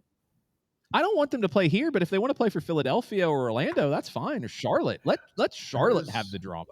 Where's the Kansas City. That's like. Now when Icardi go to Charlotte, can we make this happen? Oh, that'd be great. Somebody start a rumor, like make it happen. I want Icardi to show up in Charlotte and get into a fight with Zaha. Oh no, I want Minnesota. Like, let the Minnesota nice people deal with him. Let them have to wrap their minds around what is happening. Oof. The current MLS player. Oh God, fight with Dino and Tepper throws a drink. Yeah, he probably would. Dino might rip out his throat. Also, very possible. Hide in a bathroom so he doesn't do it. No, that's Bentner. That's not Dino. Dino, I think, is a little tough. Not on picks of the week, but we will end with this. Your pick for Seattle and Minnesota tonight. Seattle hosting Minnesota. Sounders got to win. Do we get game 3, Maddie? I forgot that's tonight. I literally was like, I feel like there's something going on tonight that I didn't even know. Yeah, sorry, I just forgot. Hold on. What happened in the last game? Sorry, it was really Minnesota won. Loons were allergic to the ball. Oh, yeah, no, they were. You're right. That's why it was unforgettable. It was a 0-0. The Roldans missed in the shootout. Seattle. Wrestle hit the. Yes, it's Seattle. Seattle. I'm picking Seattle to win at home too. I think we get game 3. I think we get Seattle wins because Dane St. Clair is distracted by Julian Gressel's bleached hair. The bleached hair is ridiculous. Okay, I think I audibly gasped when he checked in, and I did. I was like, when he said, I was literally like, "What is happening?" No, Alex is right. The Wagatha Christie in DC. That it wasn't relating to MLS, but yes, it was happening when Wayne was here. That is true. Reynoso for Minnesota definitely had some drama. That is true. I mean, we allegedly had some drama here in Atlanta at one point as well, but not quite to this level at all, thankfully. Felipe from the Red Bulls, I don't remember this level. Yeah, but I don't remember this kind of stuff. No, he was just a dick. But he's also the kind of dick. I would have taken Felipe Martins on Atlanta United's roster a number of years. Yeah, also true. Like, especially you need that level of sumbitch on your team sometimes. Sometimes. Yeah, sometimes you do. Sometimes you do. Yeah, there's that, Ricky. And then all right. That's going to do it. Yeah, Julian Russell was the only blonde on Minnesota United currently. It's bad. That's going to do it for this edition of Soccer Over There because we're going to get kicked out. Your things to remember. So come here to the Brewhouse Cafe and drink an Around the Corner lager. It is our exclusive partnership with Brewhouse with NoFo Brewing. It's very tasty. Let's see, we even got the glass this time. There it is. Got the glass. There it is. Yep. It's got to finish. It's very good. I'll finish that when we finish the show. So December 5th, the World Cup draw. We will be here all day. There will be specials on Around the Corner Lager. We will have pre-draw coverage. We will have during the draw coverage. We will have post-draw coverage. We'll be collaborating with our friends at Atlanta United as well. All kinds of stuff. It will be a day of fun. Then we'll have Atlanta Soccer tonight from 6 to 7, leading you into the Atlanta Hawks that night. Very, very busy. So that's December 5th. We're here every Monday night for Soccer Over There. You can always join us remotely. You can always join us here at the Brewhouse as well. You've got SDH AM in the morning. What do you have coming up on the show? It is Casey White. It is Max Anderson, play-by-play voice of Chicago Fire. Ooh, don't ask him about Jeffrey Gall. It is, let's see, we have the Trabella group visiting us, and we find out what it's like for a group out of Birmingham, Alabama to start a multi-club organizational model overseas. And then we also have our visit from Jason Stevens talking about UEFA being sued and a new possible PSR in the Premier League. Yeah, you got all kinds of stuff going on the business side. Jason Stevens is awesome with all of that. We've got all kinds of the usual shenanigans. No press conferences scheduled in Atlanta right now. When we have them, Maddie and I will be there whenever that happens. Hey, and don't forget, if you really want to tune into more chaos, tomorrow at 7 p.m. on ESPN Plus, it's Georgia State hosting Georgia Southern, y'all. You talk about rivalries. You got Georgia State and Georgia Southern. Maddie and I will be on the call for that one, 7 o'clock, ESPN Plus. State trying to play spoiler a little bit to Georgia Southern. Can we throw the records out? Yes. Yes, we can. Oh, okay. Always. Thank you. Yes. Georgia State has dominated that rivalry as of late. A lot. I think one win in the last 10. Alex is right. State on Southern. Yes, Georgia Southern has been very good this season. Alex has emotional investment in that, and for good reason. So. Well, we do too. Call a lot of Georgia State games. So, there's that. It'll be a little unhinged tomorrow night. It's decision day in the Sun Belt. We will be on the call on ESPN Plus. That's tomorrow at 7. John's on at 9:05 in the morning. That'll do it for this edition of Soccer Over There. Adios, y'all.